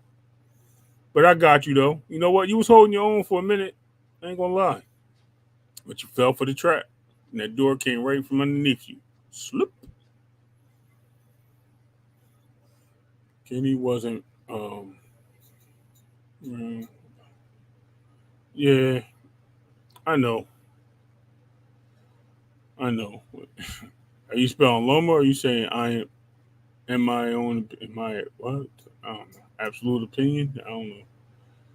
I wish there was a backstory. I called that last night. He told me, go ahead till the morning. LOL. Oh, okay. Kenny said he was trolling. Oh, all right. Word. What's up, Paul Porter? What's going on? You Clay out there doing that. Yeah, I know what you mean. I know. I was just laughing because laughing your butt off. I can't say it because we monetize. If you look at the letters, it spells Loma too. If you switch them around. Yeah. That's why I was laughing. No, bro, I do the good. You do cook, bro. You cook that sour Ukrainian story every time we talk about boxing. Truth, you know that. You do not want to hear about what Loma did when he was 16 years old. Alonzo Amazing, kiss my. You wish I was. I don't know what. I'm gonna be real with you. I think Alonzo Amazing is trying to convince me to come kick it with him. Yeah, he like.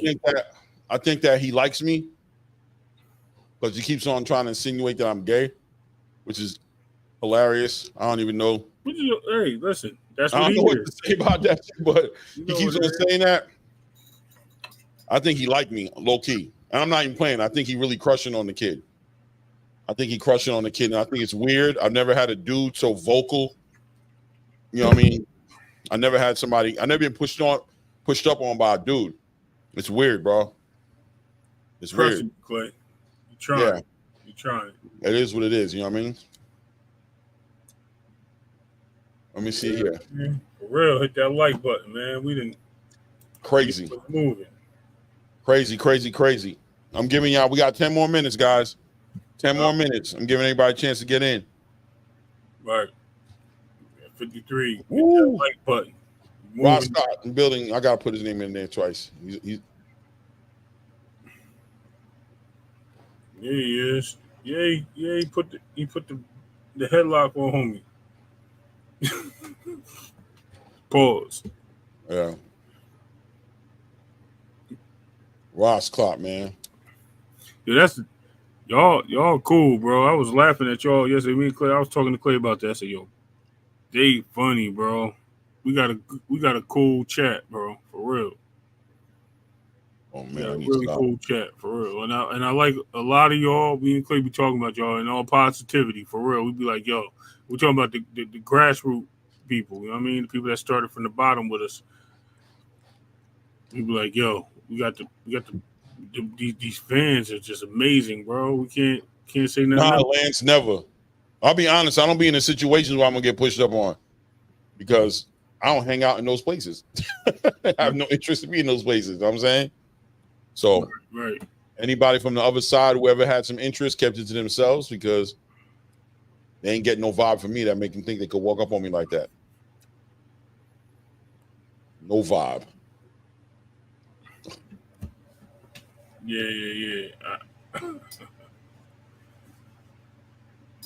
Let me see. Boxing is really lit. It's the only sport that take no time off.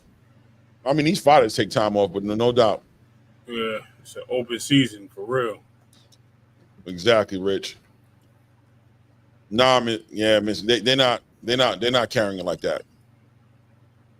I'm such a blessed and good person today in my life in comparison to who I was maybe 7 to 10 years ago. I'm so happy to be here, bro. I'm living a great life, beautiful wife, badass kids. You need some badass kids. Get some badass kids in your life, bro. They just make kids. They make life worth living. You know what I'm saying? Yeah. Not some. If you got some goody two-shoe kids, you know what I mean? God bless you guys. You know what I'm saying? You got some goody two-shoe kids, but ain't nothing like them bad kids. You know what I'm saying? You gotta tell me. You hear me on the phone all the time, don't you? Yeah. You know what I mean? Ain't nothing like them bad kids that keep you on your toes and you know what I'm saying? Keep you running around here ready to knock one of their little asses out. You know I feel like Mr. Brady, bro, from the Brady Bunch. I always gotta explain stuff in details after I punish him. You know what I mean? Yeah. It's crazy. Gotta give him the what we call it. You gotta give him the whole end of the story when it's the show, and they gotta give him the explanation. Yeah. I got some badass kids, give bro. me mine good. You got good kids, Truth? That's what's up. That's what's up. You got my kids, you know, you got Carlton Banks and Ricky Shorter. Yeah, like I might be like, they're not bad like that, but they bad. You know what I'm saying? Especially my youngest. I know somebody that got baby kids. My youngest, my daughter, pain in the ass. They be trying to make me steal the turtle, bro. Tank versus Loma's fight should have happened 5 years ago. Loma's already said he just wanted to get another title for his father. I'd rather see Tank versus Cepeda. Listen, yeah, I think Tank versus Cepeda is that fight. That's and I don't want to say the wrong thing, right? It's that fight that you guys are used to seeing from Tank, that come forward, but he's a big time volume puncher. He's like a big Isak Cruz. You know what I'm saying? That is a great fight. You know what I'm saying? But these fights, as far as like Loma's concerned and Shakur is concerned, and yes, Devin too, Teofimo, all those fights, those are the fights that the people have always been wanting to see, like from back in, like, you know what I mean? So it's like for Tank, it's just like the bucket list, like get him out the way. But Tank versus Cepeda would be a great fight. That's a big money fight. 100%. It has to build though. I don't think it's big money. There you go. Play on Ostarine flavor. So is that turtle that you be trying to sell on the black market. Right. You leave your daughter turtle alone, bro. See, Alonzo, that's what I'm talking about, right? If you got 50 accounts sub to me, that's what you've actually done, bro. That is some fucking like real stalker type weird energy, bro. Like that's crazy. You know what I'm saying? Bro. You up in here insulting me all the time and you got 50 account subs. Damn. You know what that means? You know what that means? 7 more, bro. 7 more. I'm about to get it popping. 7 more. Yeah. Let me see. Do y'all want Loma or Shakur? Make y'all mind up. They want everybody, Hood Rich. Ain't that crazy, Free Smoke? That's crazy. Yeah, Loma is doing business, guys. I'm trying to tell you guys. I'm telling you, bro. Loma doing business. He doing business, bro. He getting money. That's what he doing. Oh, I read your comment wrong. It's red as READ, but I got you. Maybe. You never know. You. It makes sense. There you go. There you go. I got you now. I was like, huh? I mean, you my brother. I just trying to make sure you ain't, you all right. All right, 4 minutes. Let's see what this 4 minutes. See what this looking like. 4 minutes. Yeah, Free Smoke. Baron is probably coming off that belt. The question is, where's he gonna go with it? Who's gonna take that belt off? We about there. We about there. We about there. We about there. You know what I'm saying? We about there. 3 minutes. 3 minutes. Dougie Fresh on. You ain't hear that song. You don't know what I'm talking about. Lomachenko first, but I think he doesn't want Tank to knock his ass out into retirement. He will duck. You think Lomachenko going to duck? He ain't going to duck. He just going to take that fight after he. I agree. I think Lomachenko understands the reality, let's just say at least potential reality of a fight with Tank Davis. So yeah, he's definitely saving Tank for last. I believe that. He's like, I'm going to take care of all this other stuff, and then I'm going to come deal with Tank. Good luck, good luck, good luck. Shout out to 4K Zay in the building. Let me make sure I put his name in there twice too.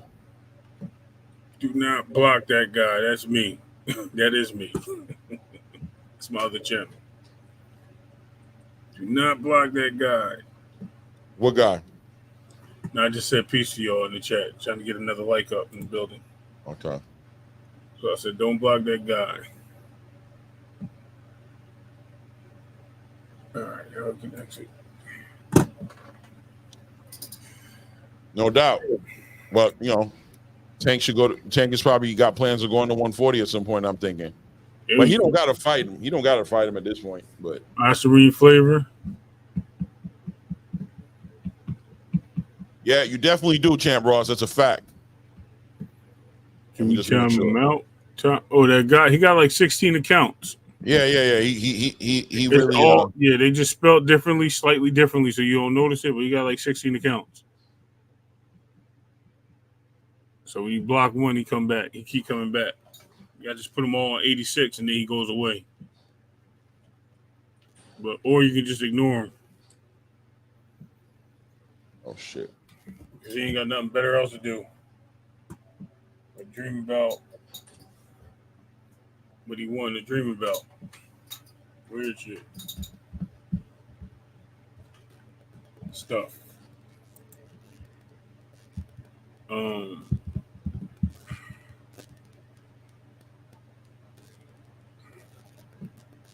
100%, Mobby. Elizabeth Millard, did you subscribe?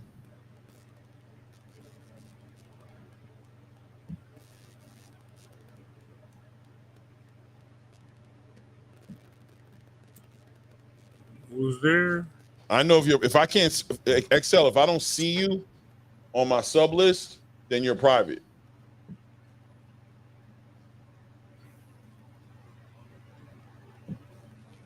Y'all know if y'all private.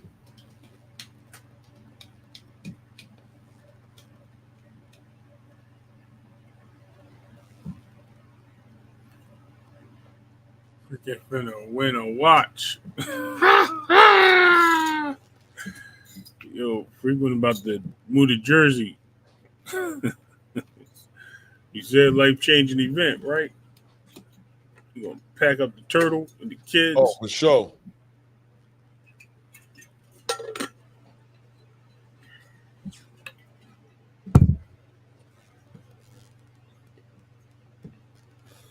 All he gonna do. All right. I got you, Spades. You in there. In the building.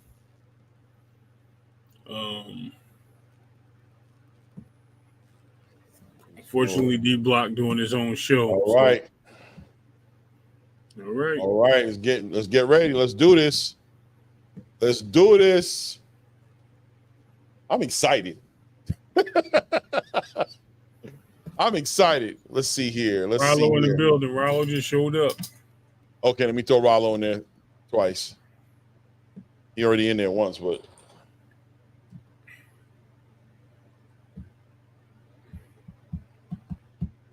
what is it? Rollo Green, right? Yeah. Yep. Me, if you put Rollo, we know who he is.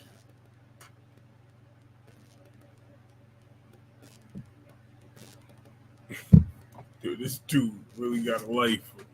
He got a life of crime dedicated to Clay and Diddy parties. What's wrong with this guy, bro?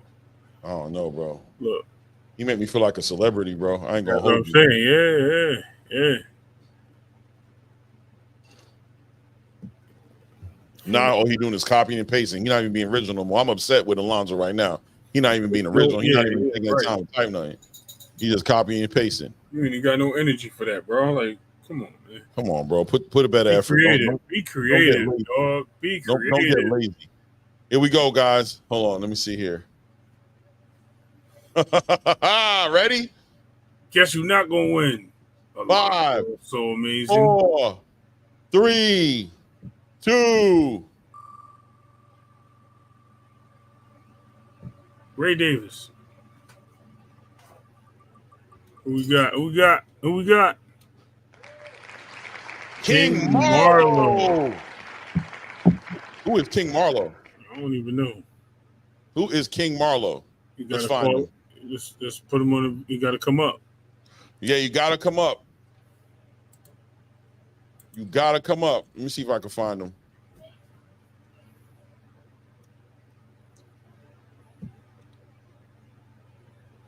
King Marlo. Let me see if I can find him.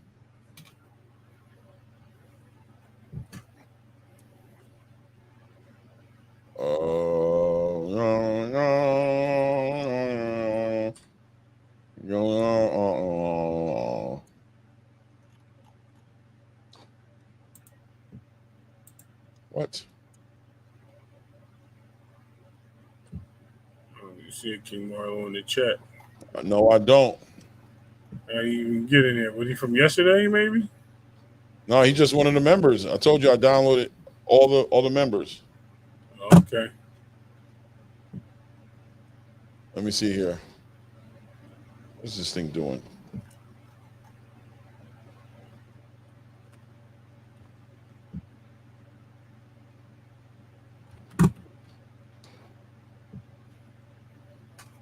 What the hell is...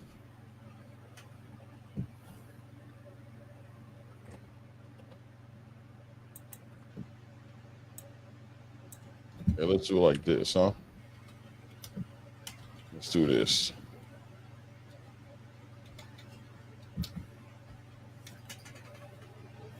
Do it like this. Do it like this.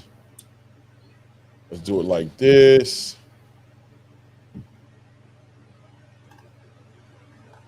Let's do it like this.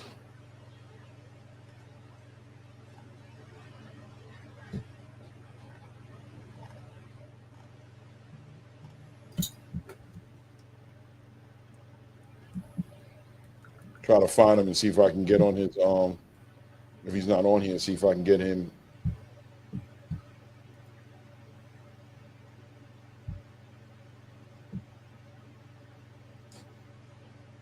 Hold on here. Creator.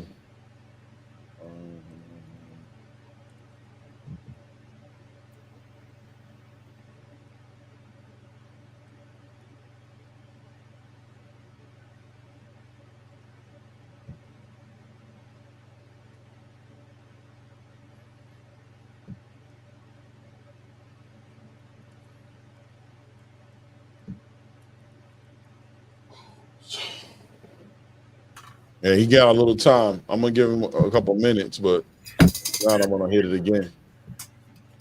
Yeah. So, shout out to Inevitable D Block doing this thing over there on the. Marlo responded. Where? Marlo, you here? Throw the link up. Throw the link up.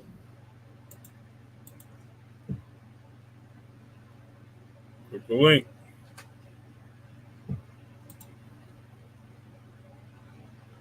King Marlo, if you're in the chat, hit that link, brother.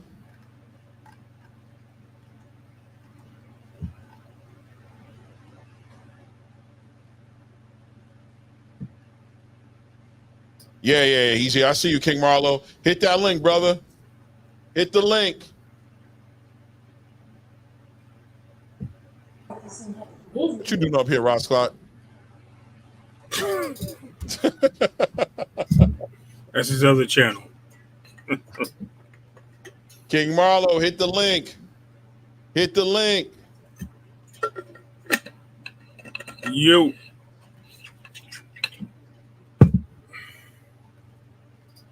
Hit the link, brother. There he is. There he is. What's Hey, good, yo. family? How you? There he is. Your sound working? On the set. What up, though? This you right here. Congratulations, man. Bro, Look, what's congratulations, bro. This you. This you. That's you. That's definitely you right here. Yo. That's Hey, 5K. look. Hey, look. What's crazy is. What's crazy is that's me, Eastside Easy. Oh, word? That's me, Eastside Easy. That's what's up, bro. I just subscribed to you from like 3 different pages. Okay. Look, bro, I appreciate you, bro. I appreciate you. Stop it. I appreciate you. I appreciate you helping us hit that goal, bro, and helping us get over there, bro. What I'm gonna do is I'm gonna send you my my Instagram. You got my Instagram. If you go through my Instagram, It's all good, man. I love the content, bro. No doubt, man. Look, man, I appreciate that you got it, bro. I'm being honest with you because you've been up in here for a long time. Yeah, day one, bro. Really. Day one. So it's all blue. It's all real. I hope you do something great with it. I hope you do something. I mean, I hope it just helps move something forward in your life. You know what I'm saying? I'm hoping it moves something forward for you, bro. Get you out the way, whatever the hell you got going on, whatever you plan on getting going on. I hope that gets you on your way. You know what I'm saying? And I hope to keep seeing you on the channel, bro, because you active. Man, I appreciate it, bro. No doubt, no doubt. You got my Instagram? Man, I appreciate it, bro. No, you got to turn your volume down. I got a whole clothing line that I'm investing that into, Brody. No doubt. Oh yeah, put me on. Put me on, bro. I can't wait to see it, man. A toast to you, man. Now, you know that really made me happy that somebody who's on here all the time got it. I was kind of scared that somebody I ain't never. Look, I'm finna inbox you now, Clay, and I need you to send me you and Ray size, and I'll send y'all some for free. No doubt, no doubt. No doubt. Kind of scared that somebody I ain't never. Look, I'm finna inbox you now, Clay, and I need you to send me you and Ray size, and I'll send y'all some for free. No doubt, no doubt. I'm looking right now. I don't see you yet, but I know I'm gonna see you in a minute. Look, I'm finna inbox you now, Clay, and I need you to send me. I'm echoing. Yeah, you echoing. I don't know. You gotta turn your volume down. Turn your volume down on your set. Yeah, turn your volume down. I'm echoing. Yeah, you're echoing. I don't know. You gotta turn your volume down. Turn your volume down on your set. Come on, he said, "Damn, I really need to start my own channel." No, okay, come on, I said, "Damn." Hold on, let me see which page I follow. I think you sound better I follow now. him on my Eastside Easy page. Yeah, bro. Hey, dude. Hey.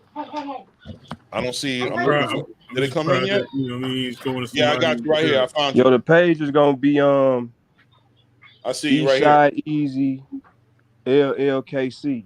I just inboxed you. Okay. All right. So I'm gonna send you the message right now.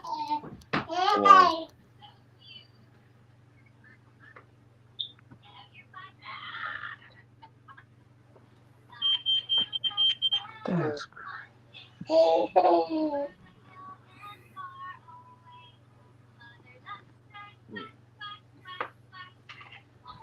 You got the message I just sent you? Nah, it ain't come through. It'll be there in a minute. Just give me the instructions, you know what I'm saying? I'm gonna send it. I want you to come back on when you get it, you know what I'm saying? So you can show. I got you for sure. You know what I mean? So you can show everybody how you living. Yo, shout out to Charles Edward Cheese. Yeah. He's the one who really sponsored all this. This is all him showing love, you know what I'm saying? And he just using me as a vessel to pass a blessing on. He's a blessing on the whole boxing space, period, in my opinion, on the good boxing. Right. So yeah, he popped off or he got disconnected. Yeah, you know what I mean? Well, shout out to Eastside Easy. Let's call it for what it is. Now we know. Roz Cloud. Roz Cloud, what's good, family? You good now? The connection better? Yeah, I'm good. I just had to put it on mute, myself on mute. No doubt, no doubt. Yeah, that was fun, man. And I'm happy. Yo, I'm so happy that somebody who I know Spin the wheel again. be on here. You know what I'm saying? No, we're gonna do that. We're doing that next week. Black Jew, same back channel. Every week we're gonna do one until it's all done. You know what I'm saying? Right. So there'll be another 5K going next week. I'm pulling Marlo, and you know what I mean, out of the loop, so he ain't gonna get hit again. Even if he was to get hit again, I'd just respin it. But I'm pulling him out. Trust me. You got ooh. Y'all saw that? Damn. Yep. Damn, fly in your house again, huh? Something like that. But yeah, you know what I mean? That was fun, man. That was fun, bro. And I hope he really does something really good. I really do hope he does something really good. And that's great that he's an entrepreneur and he's doing the t-shirt thing with the clothes and everything. I know, man. That's what I wanted. I wanted to go with somebody with that kind of spirit and who was really going to help them do something that they're trying to do. You know what I'm saying? Not somebody who's just like, oh man, I'm about to go out and buy bud and smoke the whole hood out, man. You about to tell man, bro. I'm about to be the man for the whole weekend. You know what I'm saying? I'm about to smoke the whole hood out, bro. I'm gonna buy like a case of Hennessy, man. You about to have somebody about to get murdered off this money. Hey, ain't nothing wrong with that, man. You go down to South Carolina and get that moonshine, you know what I mean? No doubt. So Ross, what's on your mind, man? Hold on, y'all lucky Champion ain't subscribed because dude has like 5,000 accounts. Yo, bring Champion on, man. I need all the tell Champion to bring his tail over here and subscribe, bro. With all of them, man. With all of them. Hold on. Make sure you tell it. I got That's you. tight. Boom. That's hecka funny. What y'all doing, man? What's the subject tonight? Shakur Stevenson in his injured hand? What is it? Nah. What is it this time? I heard something about his injured hands. I think that boy do got some frail hands or something. I don't know what to say about him. Floyd, he got it like Floyd. Quite possibly. It's possible, right? Like, let's keep it real. It's possible. Yeah, it is. It is. Some people just built like that, right? Like, you know what I mean? He's not punching correctly, or you know what I'm saying? He's not turning over his punches correctly, or he just got a frail hands. You know what I mean? But at the end of the day, I think the most important thing with Shakur is don't let this social media eat you alive, bro. Right. Don't put that phone down, bro. You know what I mean? Like, put that phone down, bro. You really letting it take over your life. And like I said, can't start a record label. Flyer frequency records, baby. He said too late. Green Villain said too late. Yeah, man. I mean, that's what's going on with him. You know, just he needs to get out the way. And then he went and got with Cam and Mace. And Cam is a roaster. Cam good for that. You get Cam going. Yeah, my wife sent that to me today. I was cracking up. Yo, he the best at it. Like, you don't want to listen. You start getting yourself caught up with Cam and he hitting you up on his channel, sitting on like 600,000 subscribers and climbing, one of the fastest growing sports channels in the game right now. He gonna kill you. He gonna destroy you. That man said we get more money than you. Yeah, hey, he probably do, man, because you know how Bob Arum do it. Yeah, but plus Cam and Mace get money. I mean, that's you know what I'm saying? Yeah. They've been doing that for years. They get money. That's what they've been doing. So, you know, Shakur really a little kid to them. You know, at the end of the day, you can't have such thin skin. You know what I'm saying? Right. Yeah, that's a fact. I mean, especially as a celebrity or a person in that limelight, you got to know that things come with that type of lifestyle. Yep, especially like when you with Arum, he'll bring you up as a good fighter, but the pay you gotta work really hard to finally get paid. Whereas in PBC, you could get some cool opponents and make some good money. Right. So 100%. You got to pick your enemies in this game, man. You got to pick and choose who you playing with and know who you don't play with. And, right. If it's about money, you know what I'm saying? If you're trying to get paid, if it's just money, you know what I'm saying? But if you're about legacy, then you're going to handle your business. That's it. And I said that yesterday, right? Like, if Shakur is on a path where he's not tripping about money, where he's all about legacy, then move the way you move it. You know what I'm saying? Do what you do. But if you're talking about becoming a big pay-per-view star, you want to get, you know, Gervonta Tank Davis money, then you got to be willing to do some Gervonta Tank Davis things. You know what I'm saying? There's a reason why he getting the money. He ain't getting all that money because he a pretty light-skinned dude from Baltimore. You know what I'm saying? He getting that money because he knocking people's heads off their shoulders.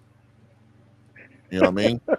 Right. You know what I mean? So Right. you coming there with that whole little smile, like, that's not why he getting money, bro. He getting money because he violent.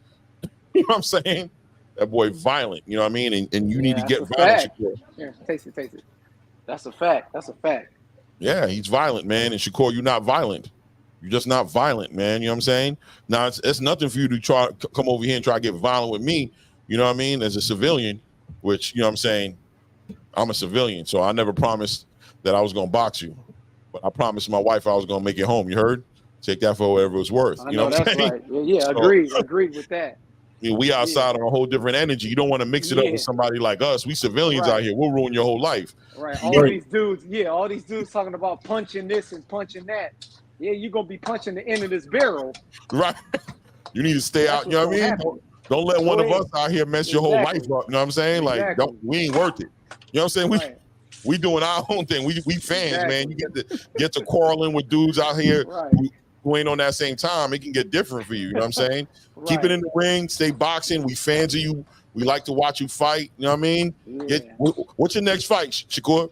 Right. Because Shakur's style is mainly for the diehard, man. He's not for the casual. It is what it is. Yeah, you understand that. You're right. Yeah, if you enjoy some good boxing, I keep telling everybody, I ain't had no problem with the fight between Shakur and Artem. I was sitting there watching the fight. I was seeing Shakur setting him up. I liked the fight. I'm gonna be real with you. I didn't mind seeing the fight. You know what I'm saying? I know people are gonna say whatever they said. I enjoyed it. It wasn't not like Edwin De Los Santos to me. Like the Edwin De Los Santos was a snoozer. That's not what this was to me. I agree with that. But the casuals who want to see more didn't see what they needed to see. People were leaving the building. You're a young guy. A lot of your fans are casuals. You know what I'm saying? And you need to figure out how important it is to keep them as your fans and what you're willing to do, what risk and chances you're willing to take to keep them, you know what I'm saying, on your side, giving you the money. Yeah, that's a fact. Because at the end of the day, we want to see good fights. It don't matter who it is. It could be two big stars. It could be two mediocre dudes. It could be two bums. It could be two prospects, whatever. We just want to see the good fights. And I think on the entertainment value, unfortunately, Shakur is not that person. I enjoyed it. We enjoyed it because we hardcore boxing fans. But like, if he watching it, him and his friends watching it, man, this is weak. You know? So yeah, that's what it is. That's why it's called sweet science, bro. But the science is you need to understand what the plan is and what's going on with the footwork and all that other stuff. I mean, I can go into more details, but I'm just trying to be quick in explaining it. Right. Because, like I said, and I think I touched on it yesterday, like I said, certain fighters, it's okay for them to do sweet science, but it's like Shakur is going to be that next Devin Haney, the person to dislike. You know what I'm saying? We're going to dislike him. He's too boring. He this, he that. And it's like, okay, but Floyd gave us tons of boring fights, and no one said a thing. You know what I'm saying? So I don't know. It is what it is, man. But Rob Scott, it's like the way the fights are marketed, right? Like let's be real. Like Floyd talked mess in a different way. Like he talked it. But he always gave the fighter respect, right? Like he's a hell of a fighter, but he'd always be like, we on two different levels. This dude's not on my level, and I'm going to show it. So he stayed humble in that way, and also Floyd was able to make watching him potentially get beat be pay-per-view worthy fights, right? Right. Yeah, like I want to see him lose, and then people would just watch just to see him lose. Yeah. No, that's what was going on. Yep. Right, and then there was good matchmaking with Floyd as far as like stylistically. 100%. He was matching his opponents carefully, and it is what it is. Yeah, he's still a good boxer, though. He's still a good fighter, though. I'd never take that away from Floyd. He's one of the best fighters, like pure boxers. But in terms of opponents, it's always going to question his opponents. Listen, man, it's all about the fights being. It's all about the fights being made. Yep. To give the fans the entertainment, to give the fans the idea like, oh man, Cotto? Oh man, Cotto different, bro. Cotto gonna be different than bro. Hold up. Wait. Canelo? Nah, bro, this is different, bro. I'm just letting you know. If anybody could do it, Canelo could do it. Wait. Hold on. You talking to me? I'm saying that's how I was always like that. Yeah, but you know, he too big. Those too big. Them some big shoes to fill, and he ain't doing it with Eddie. Eddie just different. You know what I'm saying? I just think with Floyd, it's kind of messed up that in order to defend his greatness, we have to go all the way back to when he fought Diego Corrales at 130. Whereas once you start moving to 147, it's like, man, you know, Robert Guerrero, you know, fat, out of shape Marquez.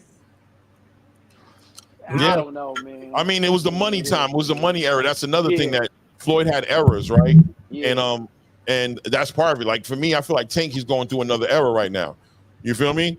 I feel like right. That's why I said Tank might want to get another nickname for this era. Maybe he might want to get. I don't know. What I'm saying, what kind of name he might want to get, but this is going to be an era where he's going to shut everybody up and put everybody on alert. Like, nah, I ain't nothing to play with, bro. So bring those dudes in that y'all think could do something with me, because I already don't think they could do something. But you bring them along, and we're gonna deal with those dudes. You know what I'm saying?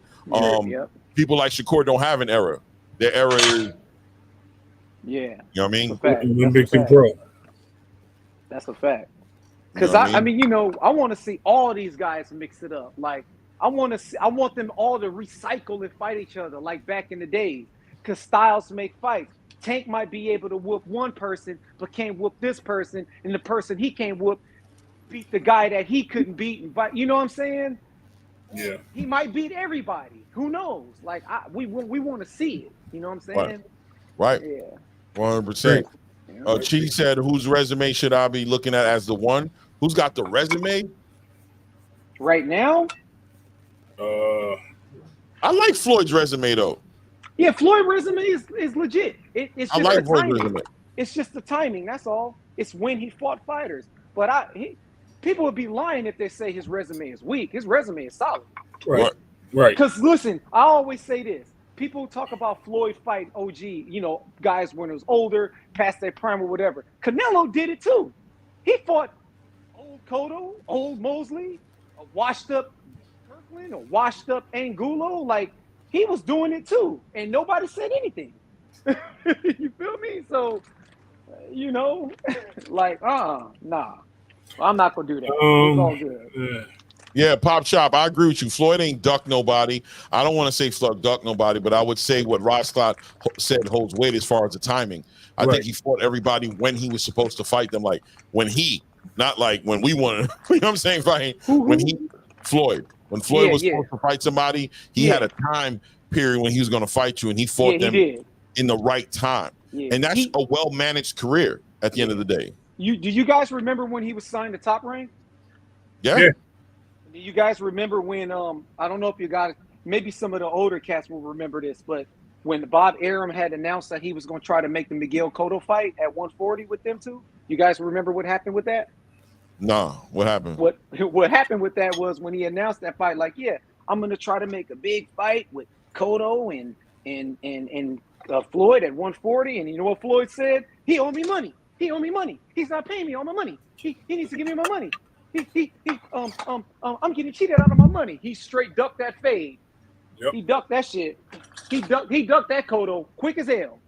And that's what I was telling. I don't know if you remember, Clay, when we was on the phone. I had my homie Edwin on the phone. And I was mentioning that. Right, but I don't think that's ducking, in my opinion. You know what I mean?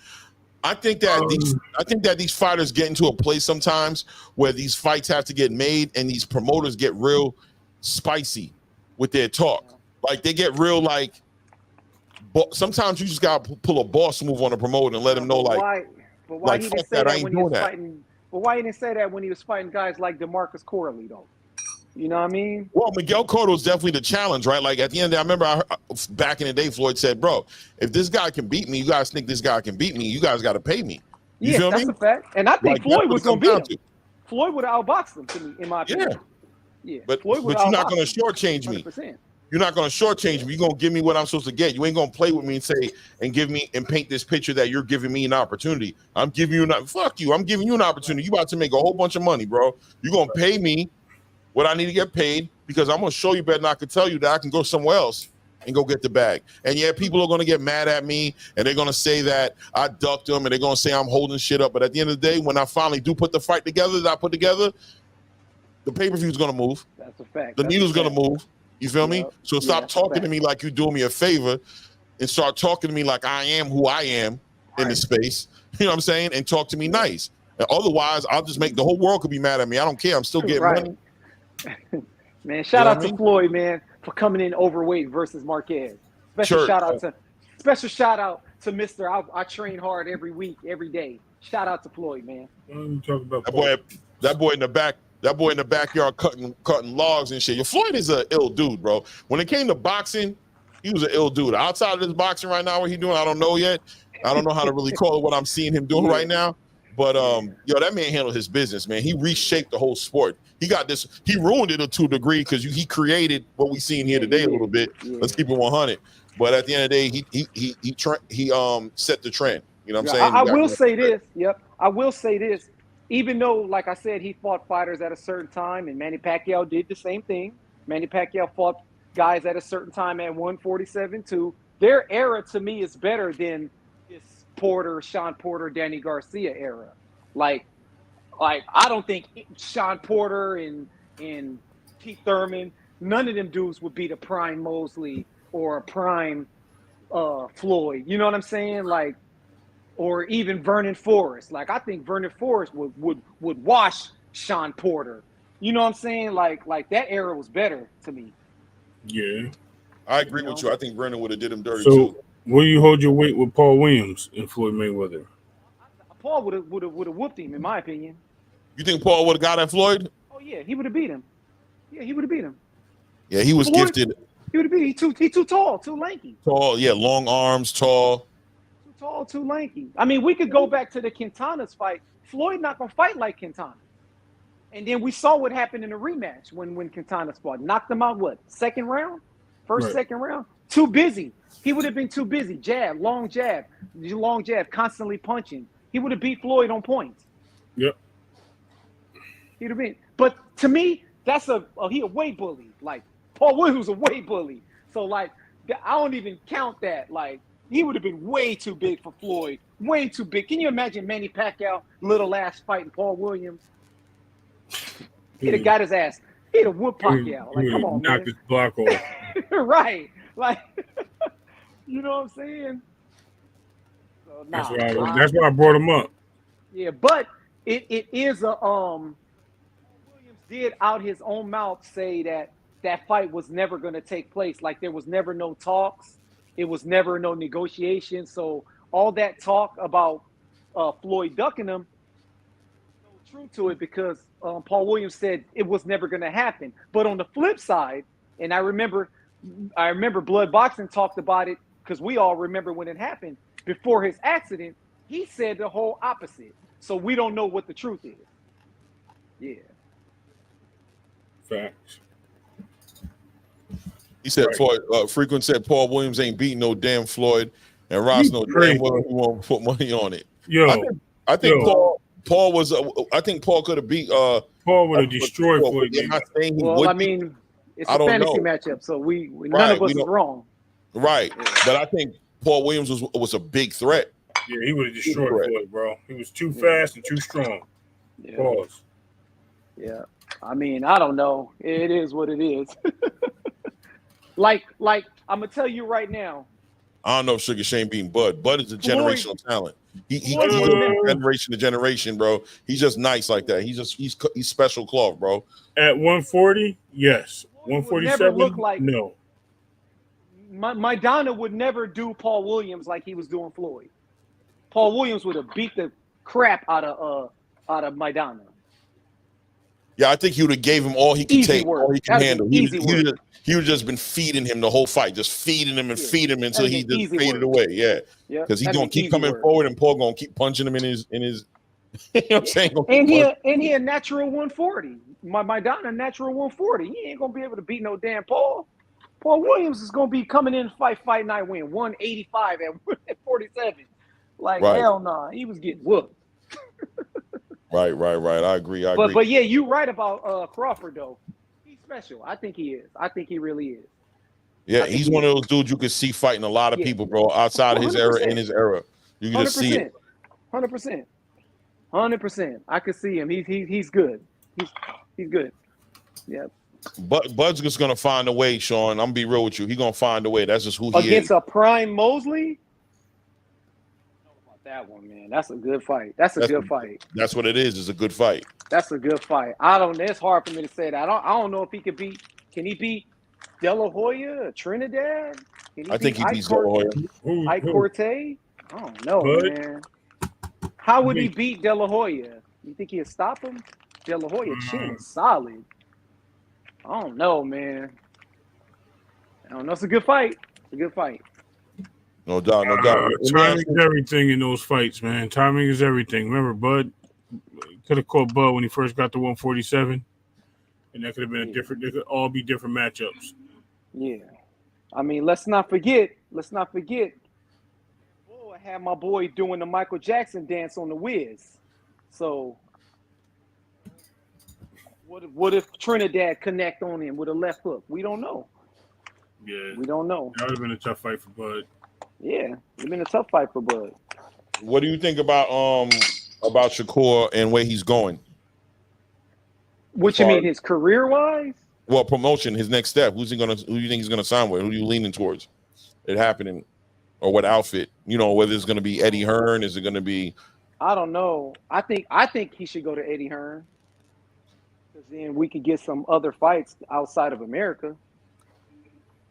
So who you thinking he's gonna go with? With who? With Eddie? No, I don't know who he's gonna go with, but I'd like for him. I'd like Eddie Hearn. To me, is a good one, because Eddie Hearn is gonna make the fights. He's not afraid to fighters fight, win, lose, or draw. He gonna make them fight.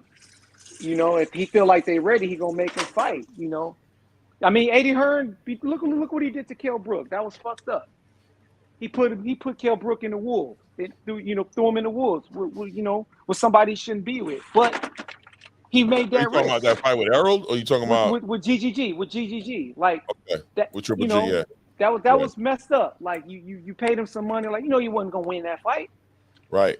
But what I'm saying is that's an example of Eddie Hearn. He gonna make some fights happen, and I think he'll make some fights with Shakur happen. He'll make it happen. So.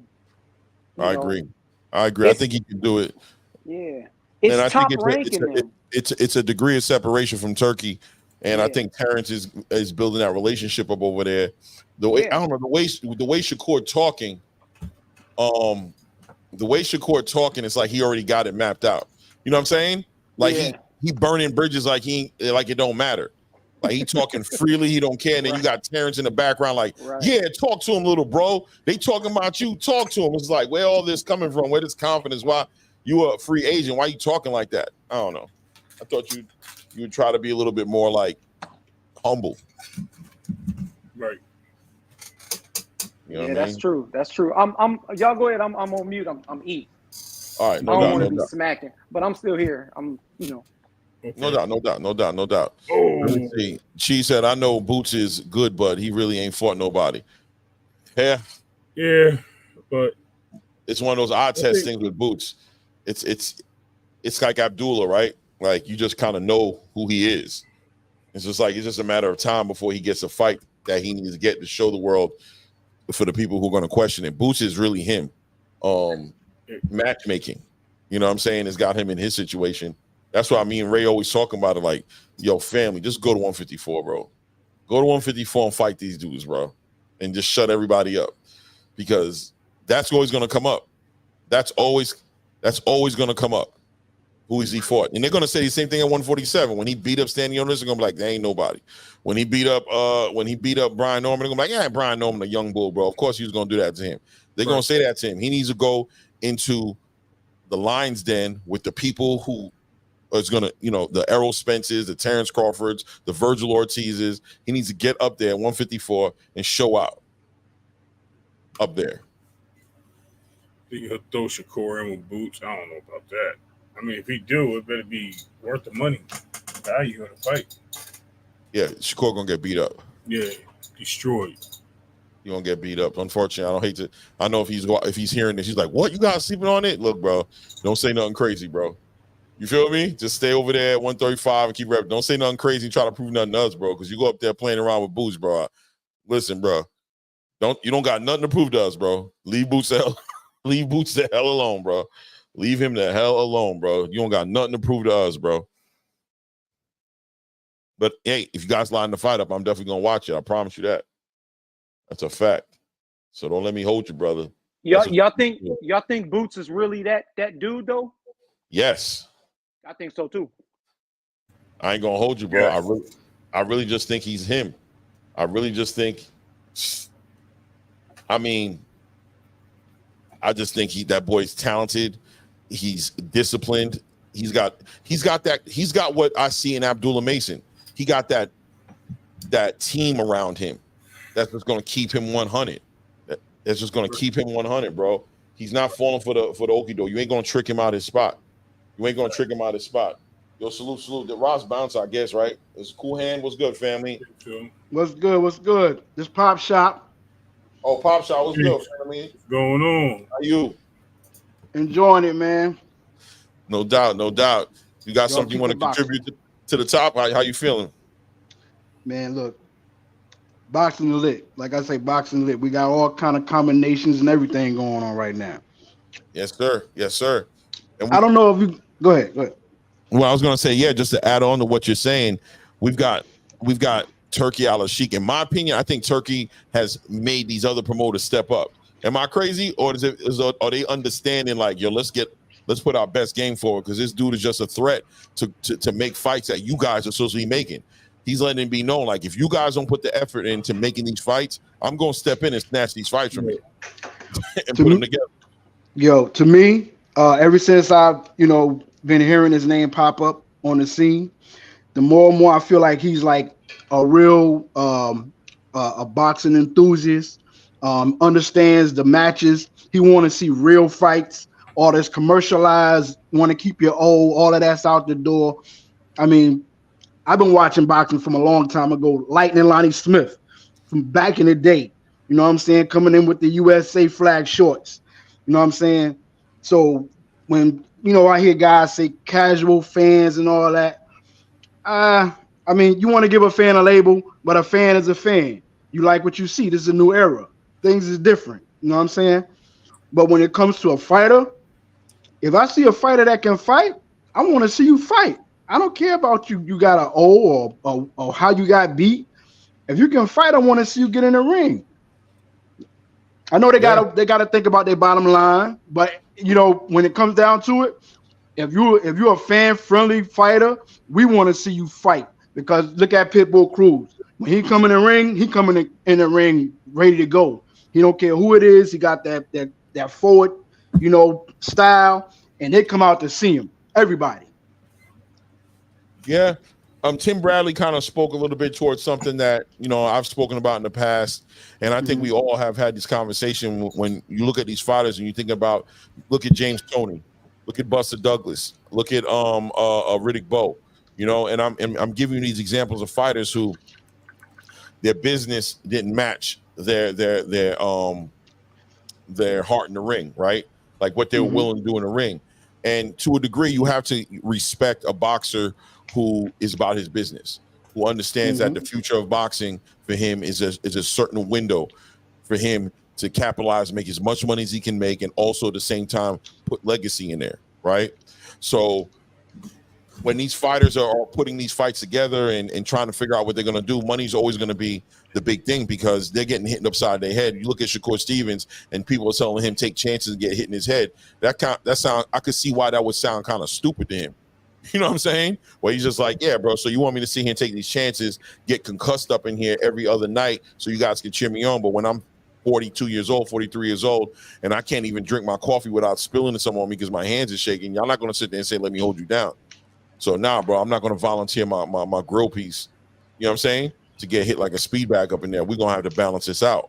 Now, in Shakur's case scenario, he's going a little too far with it. Maybe he could take some chances. You know what I'm saying? But I understand the mentality of a boxer who's concerned with his money and concerned with his business of boxing going the right way before he signs on a piece of paper and says, I'm going to fight somebody, especially against a killer, especially against a Tank or against a Boots or against a, you know what I'm saying? Against a Terence Crawford, or, you want to make sure you get paid if you're going to end up looking like Errol at the end of the night. I totally get that, but let's put this in a different perspective. As an everyday person getting up, clocking, going 9 to 5, right? There's always an opportunity or chance that you can go on your job, lose a leg, lose a limb, get sick, all of that. You're taking a chance. It don't matter. When you clocking in to work. So when they clock in, they're clocking in to work. When you go in that ring, we want to see you work. You ain't got no opportunities to pick and choose when you're going in that 9 to 5. Because I saw my mother get up every day and put on steel-toe boots. You can't wear them cushy loafers. We need you, man, in here with these steel-toe boots, and you got to do what you got to do from 9 to 5. Taking no slight at what they do because it's a dangerous job, which is why they're getting paid much money. But people have died right after they retire, a day after they retire from their 9 to 5 job. Don't even get a chance to enjoy their life. These dudes making mad money, hand over fist. They're young. So when they're going in the ring, we want to see you. We want to see, because you are entertainment. Right. I mean, I totally get what Shakur want to do, but you want to sell your fight, but when you out here talking like you a demon and you're going in on the inside of the ring and you're not really producing, that gives the fans reason to want to come at you a certain way. I just want the dude to give more offense. I don't necessarily need him to do no knockouts. I just need to do. He could have got the knockout to the body, and I'm pretty sure that because of the way he was hitting them last night. But he stopped. He stopped going to the body. He started headhunting. I don't know what that was about, but yeah, I mean, I think there's a combination of reasons. And you know what I don't want to do is sit up here and make excuses for Shakur, right? I hate being that guy. You know what I'm saying? I definitely don't want to sit up here making no excuses for him. But I think at the end of the day, the only thing that Shakur is guilty of, in my opinion, is talking too much. You know what I'm saying? I think that's a fact. You feel me? I feel like whatever he needs to do to win the fight, however he chooses, we know what his boxing style is like. If you're not used to him yet, I don't know what you're waiting on to not know who Shakur is. I'm not surprised at his performance. Like I told Rob Scott a little earlier and Ray, I enjoyed the fight Saturday. I did. You know what I'm saying? Yeah, I saw because I knew going into the fight who I was watching. Yeah. You know what I'm saying? It was a good fight. When I watched it with the eye of somebody who knows the fighters that are in the ring. You know what I'm saying? So, but at the same time, if Shakur's going to talk like he's talking, he warrants any criticism that comes with it when he doesn't deliver. When he doesn't deliver a performance that matches the way he was talking. And there's a thing that he said before the fight. He acknowledged how his last performance was, but he also said, my hand was injured, so this time I'm coming into the ring with 2 healthy hands, so you're going to see a different fighter. This is what he said. So he's giving us the reason to lead in the well, he going to do some things this round or this fight. He went in the ring and did just like his hands was hurting in the last fight. So, I mean, I don't know, man. You know what I mean? Like you said, he's just talking too much. But do y'all think Artem is just some walkover, like some pushover? No, I mean, his fight with Frank Martin was close up until the knockdown. I mean, he won the fight outside of the knockdown. They feel like he won the fight. Yeah, he had him. He was crushing him. It's not the fact that Artem isn't a good fighter, but for one, like was pointed out earlier, he said he was a C-level fighter. If Artem is a C-level fighter, dominate him like a C-level fighter, because you didn't look like you was much levels above him. But when he did start to crush him, he took the gas. He took the foot off the gas. Don't take your foot off the gas. We understand you need work. What rounds did Shakur lose versus Artem? I think, and this is, let me say this: when Shaq fought with his fight, I felt like that was kind of a segue into how the refs may be calling the fights, because I really felt like Shock won his fight. I think that he put on a boxing clinic. I don't think he got touched much, but I think he hit and not got hit, but he lost the fight. When the beginning of Shakur fight, he possibly could have gave away a couple of rounds because he wouldn't let his hands go, and he was giving away some points. I felt like just by looking at it with the eye. So if they was going to give Autumn some swing rounds, I felt like they could have gave him some swing rounds early because Shakur was getting touched a little bit in those little exchanges by trying to be cute and trying to pick his shots. So sometimes when there's no action, he need to be first. He need to go out there with that jab with a purpose and be first. And I think that could really help his productivity because he just sitting back too much being cute. And I don't think that's what it is. Because he did dominate that fight. Like he just he did. Him. That's it. So he did treat him like he was a C-level fighter. I don't say he to me when he started walking him down, that's when he should have ended him. Because he was going in, he started telling his grandfather, like, yeah, I'm gonna stop him, I'm gonna stop him. And after he said he's gonna stop him, he stopped going to the body. And that's where he was being more successful at. But I don't think he treated him like a C-level fighter because if he did that, he would have finished him to the body. Does he have to finish him to win? Do you have to? He don't have to. He had to do more than what he did last night. I don't think so. Yeah, not causing to finish him. That didn't mean finish him. That just means he needed to let his hands go more. So, when he notices to the body, he know that he had him hurt because that's when old boy got on his bike. He started moving around. He started cornering him to the corner. He was cutting the ring off on him. But when he stopped going to the body and started going to the head, that gave Autumn a little more confidence. He started swinging back.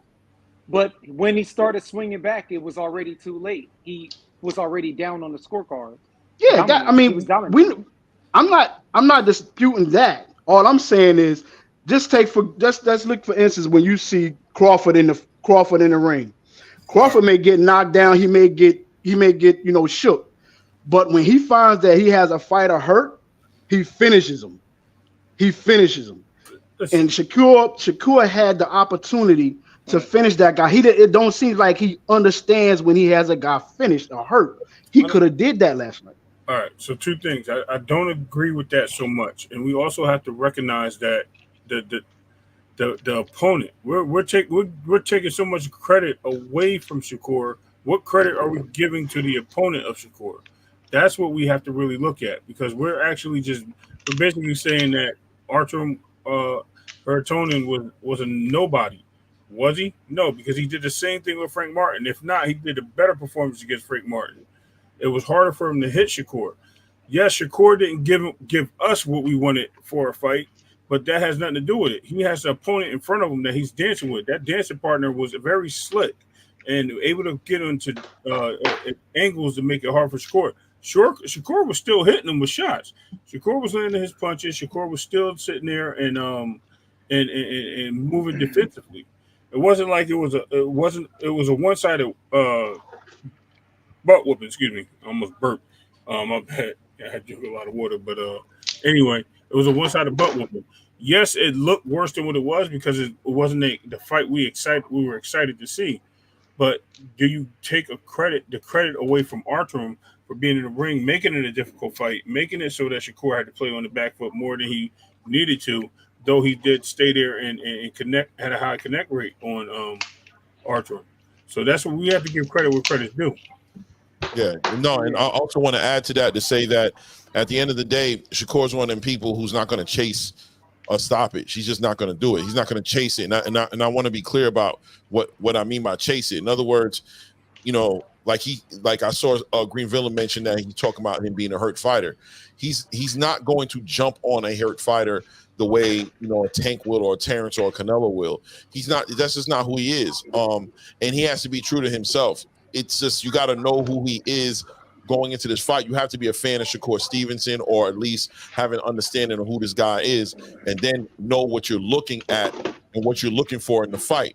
Artem was a fighter who's had a high level of boxing IQ. You know what I'm saying? He understood how to carry himself.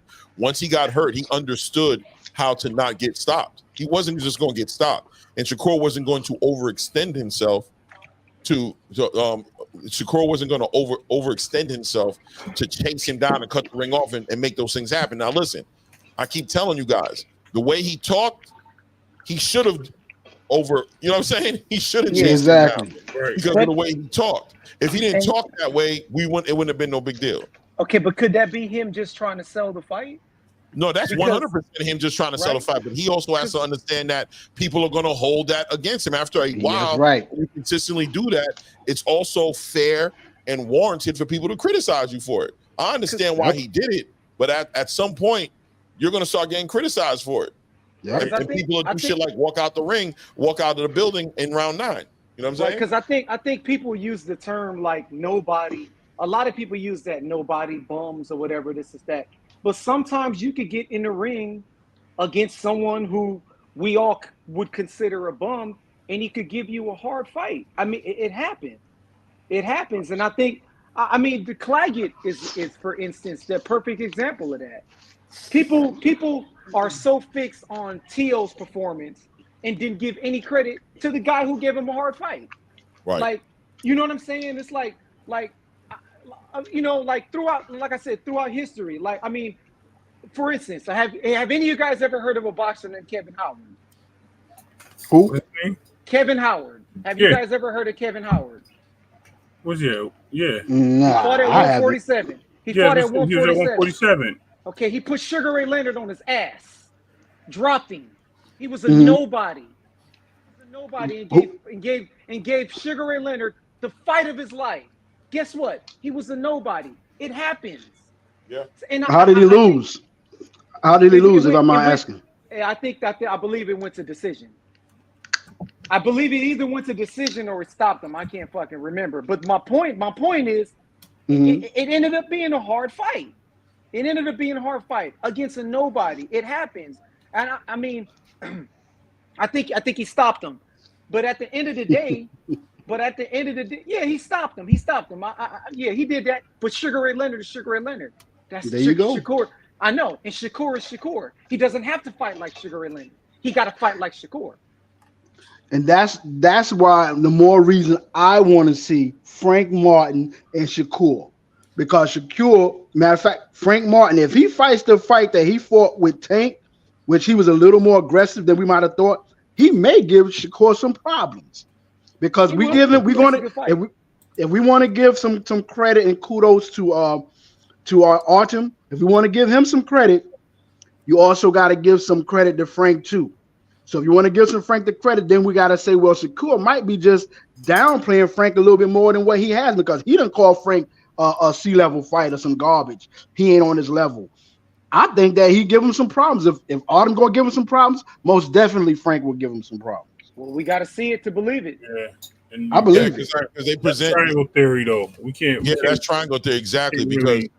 Because at the end of the day, bro, styles make fights, man, and Artem fights differently than Frank. Where Artem was, I believe, Artem arguably presents more complicated problems for Shakur Stevenson than Frank Martin does. Facts. Potentially, you know what I'm saying? Yes, Frank is more like, oh, okay, you're gonna give me what I want. Like what Shakur was saying at the end of that fight with Artem. Like, man, I would appreciate if he'd have fought a little bit more and not been so much on his bicycle. You know what I'm saying? Frank will do that. Frank, you think Frank will run? No, Frank won't run. Frank will sit there and fight Shakur. And I don't think Shakur ready for that. I don't think he wants that. Shakur Stevens is the kind of boxer, in my opinion, you put him in there with somebody who's going to try to do him dirty, he's going to take advantage of you, bro. Like, I think Shakur could look good in front of a William Zepeda.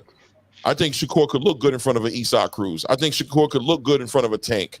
Or, you know what I'm saying? Like, I think he can look good in front of these fighters. He can. Because he just, but if you're going to, like, make it a chess match, boxing, it could be a boring fight. Because what Shakur's not going to do is he's not going to overextend himself to make you guys happy. He's not. He'll play it safe and it's nothing wrong with that. Nope. Nah. It's just this thing right here. It's this thing right here. That's it. Yeah. This thing right here. Selling them wolf tickets. You're selling them wolf tickets. Yeah. Salute to Hood Rich. Joe, we about to wrap it up soon too. I'll say about like another 10-15 minutes. It's been a long day, and I know my co-host has been looking kind of like, you know what I mean? You know what I mean? Yeah. Man, Ray go out. I'm trying to do some research over here to keep myself busy. Yeah. No, we tired, man. Matter of we fact, older, bro. listen, there he is. I'll tell you who was another person that I didn't want to play that. Y'all had brought up other fighters, and I was actually looking up Kevin Kelly. I don't know if you guys remember Kevin Kelly. Yeah, I remember Kevin Kelly. He was the same. He was a fighter. He was solid. He was really good, and then he met his match against what? Somebody that really nobody expected him to meet his match to, and it ruined his whole career because we thought that guy was going somewhere. We thought that guy was the next. Who was supposed to be next? I think Zab was probably the man around that time. Well, you talking about Kevin Kelly, the featherweight? Yeah. Well, the reason why Kevin Kelly went on the decline is because when he had that war with that white dude where they threw like 2,000 punches in 12 rounds or something. But that's he was never the yeah. same after that fight. He was never the same. Right. It was a white dude. They had a world record for the most punches thrown or something. That was a fire fight. Right. Fire fight. And that's what we saying. Like, and then you turn around and then you lose to somebody that you're not expected to lose to. So, and it can happen because you got other fighters, you got other situations where that dude, he was supposed to be the next one. Who he lost to? Kevin Kelly, he lost to Hamed. Nassim Hamed beat him, and that fight was competitive. Was competitive. Yeah. Remember, he dropped him. He dropped Hamed twice, I think, in that fight. Prince Nassim was the man back. He was. Nah, he wasn't. He wasn't. Yes. Was cool. Yes. Yes. Prince Nassim was good, but he wasn't. Yes. Because I'm talking about. They was talking about Kevin Kelly being that dude, bro. Like he was supposed to be better than Floyd. All of them. He came into what he did was he got it when that one bout he got into. He was doing too much showboating and he got rocked. Yep. But Nassim had boxing skill. He had mad boxing skills. Yeah, definitely. Yeah, Barrera showed that all you need to do is have basic boxing skills. Jab, 1-2, little step to the right, little step to the left. And you can beat somebody that clown around. Yep, gave him the whole winky leg. He didn't give him the sticky leg. He gave him the winky leg. He stepped forward real hard like he was stepping off a curb and missed, didn't he? Yeah. How y'all think the Boots fight gonna go? Boots gonna wash. Knockout. He gonna wash. He gonna clean him. Stop. Boots is looking for this. Boots is gonna make a statement on Saturday. That's what I'm expecting. You think so? Yes, I think he's not playing. I think he's got a lot of shit bottled up, and I think he's gonna make. And I think this the fact that Terence fought him and the way that the fight looked between him, I think he's going to literally use it as an opportunity to be like, yeah, bro. If anybody had any questions, I don't care if y'all don't believe in triangle theories or not. I don't give a damn. I'm about to beat that boy's the way I'm about to beat that boy's ass. Excuse my French. The way I'm about to beat him up, y'all gonna have to question what I'm gonna do to Terence. Damn. Yep. So I think that's what he's gonna do. You think he's showcased against David Evanesian? I think he's home. No, I get that. I get that. He's not gonna play. All his fans gonna be in the building. He ain't gonna play. He ain't gonna play. He ain't gonna show out. He ain't gonna wait to go to Australia to show out or wait to go to Vegas to show out. He gonna do it in Philly. You think he go first round? I don't know about the first. I would say inside of 4. I say inside of 4, unless David Avenesian runs and makes it one of those fights. But if David Avenesian he gonna run. He didn't run against Bud. He stood in the pocket with Bud. Yeah, that's what I'm saying. He stayed in the pocket with Bud. He gonna run. Evanesian's job is to try to go 12. Go 12? That's gonna be his main job. Well, I mean, look, if that's his job, let me tell you, a good boxer, he getting stopped. Don't want to fight, ain't gonna fight, and it could go 12. A good boxer can make it go 12. Yep. Let's hope he tighten up his defense because he has been known to get clipped a few. Who, Boots? Man, nobody never clipped him. Like everybody going to he gets boxing match, bro. We know get hit, but I'm talking about he getting some exchanges. He's gotten in some exchanges. Like he's trying to get hit, but that's just him. Yeah, that's just him taking a chance to make the fight. That's who he is. Boots ain't got to worry about Avenesian. Avenesian ain't got no punching power. Question: If you're going to be satisfied and say that Boots that's how he fight, Do you think he's going to survive fighting like that against Bud Crawford? It's possible.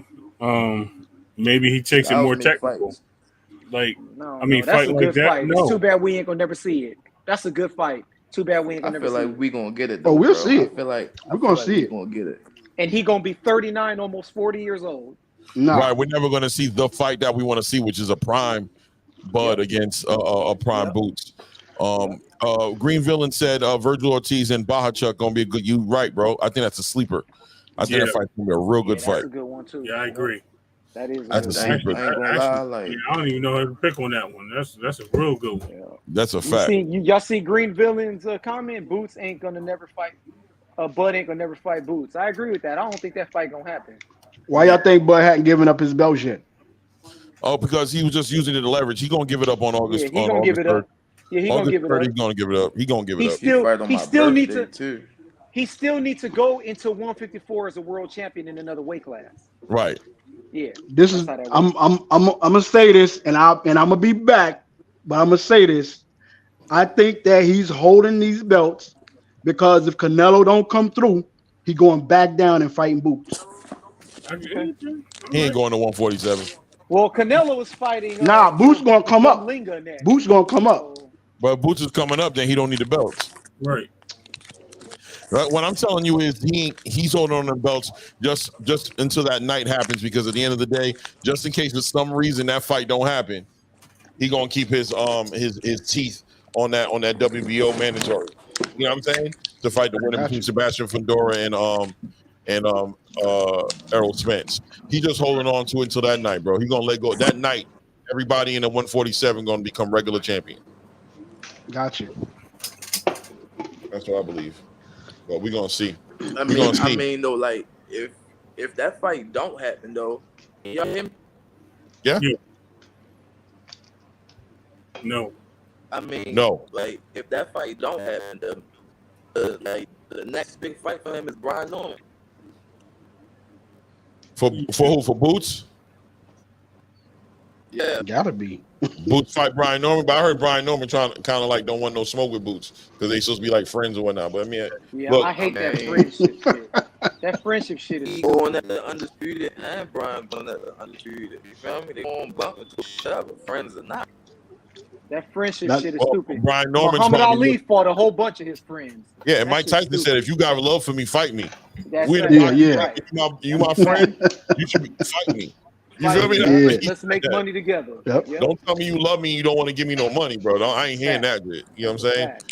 But also, I think Brian Norman, I think Brian Norman got a money fight potentially coming his way with Tio. I think Tio might really be considering going to go up to 147 and fight Brian Norman.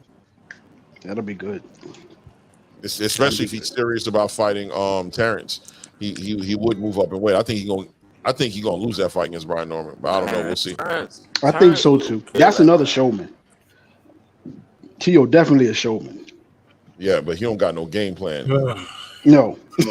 No. Who Tio? Yeah, Tio's in a chapter in his career where he needs to start. He's a sometimey man. Yeah. He's great one night and then he'll blow the next. He need to fix that though, Vosca. He need to address that. He need to get consistent, bro, because he getting into it. The fights are getting worse and worse and more competitive. Like he gonna continue to be able to be successful with that type of approach. Right. Somebody gonna embarrass him. But guys, I ain't gonna lie. I'm gonna let y'all say y'all closing. You know what I'm saying? We're gonna close it off soon. If y'all want to say anything closing, I appreciate all you guys. Salute for having me on, y'all. Salute. Word up. Ross, peace. No doubt. Salute. Pop Shop. Yes, Hoodrich, man. You gonna come on tomorrow? Yeah, you can't even hear him. I think his connection's been bad. I'll be much more prepared tomorrow, Clay. Yeah, no doubt. Me too. I really came on here to really do the giveaway, talk a little bit about boxing. I wasn't going to spend too much time. I didn't put it together a whole big thing like I normally do for all topics. I knew there was going to be. Shout out to Easy, Eastside Easy, man. Like I said, I'm so happy that the person who got it this week was somebody who I know has been here since the beginning and all of the on all the chats, helping build this channel up. I was kind of fearful it was going to be somebody who's going to be like, somebody who just doesn't even care about boxing, who just showed up because of the giveaway.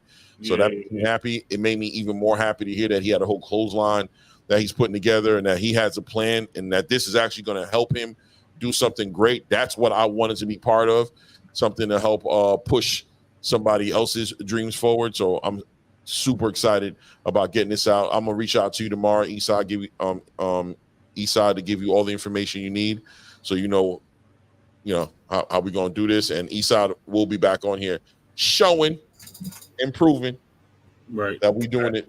We doing it on here on this channel, man. I appreciate all you guys, man. Anything you want to say? No, man. I just want to thank everybody. I want to congratulate again, Eastside Easy. You know what I mean? And he said, look like I'm over there struggling. I was actually reviewing something too. I got to do that.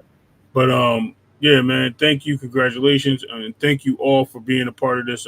Again, this 1K build up. You know what I mean? We still in our grassroots and we still moving up. Thank you, Cheese, for real, for everything you brought to us, and most importantly, thank you, Clay, for providing the platform. No doubt. Appreciate you, man. You guys have a great evening, man. Salute. Peace. Love and blessings, man. They hate when you elevate. The second of losses, I'm handing them out. Yeah, I had to go delegate. It feel like I'm floating. I'm lost in the moment. I swear I could levitate. They never believed that I would really fly. I had to go demonstrate. I had to set them straight. They hate when you elevate. Elevate, elevate. They hate when you elevate. Elevate, elevate. Yeah. They hate when you elevate. Elevate, elevate. They hate when you elevate. Yeah. I had to elevate. I'm way too fly. Yeah, I'm feeling myself. Ain't no chance I'm coming down, no. Got a soul view to myself, yeah. Why would I give it up? Why do they wanna come take my place? I work too hard for it, don't need a replacement. This my vocation, now I got rollies, all in rotation. Hop on a jet just to take a vacation. Remember the moments was trapped in the basement. Now the hard work is all taking me places. Swatting all black like we trapped in the matrix. Bet on myself and go ball out in Vegas. Living a life like I'm rich and I'm famous. Don't see the grind that I know that it came with. I ain't make it this far for myself, yeah. I had to prove to everybody else. I had to set them straight. Yeah, I had to ball, so I had to renovate. I know they hate when you elevate. The second of losses, I'm handing them out. Yeah, I had to go delegate. It feel like I'm floating. I'm lost in the moment. I swear I could levitate. They never believed that I would really fly. I had to go demonstrate. I had to set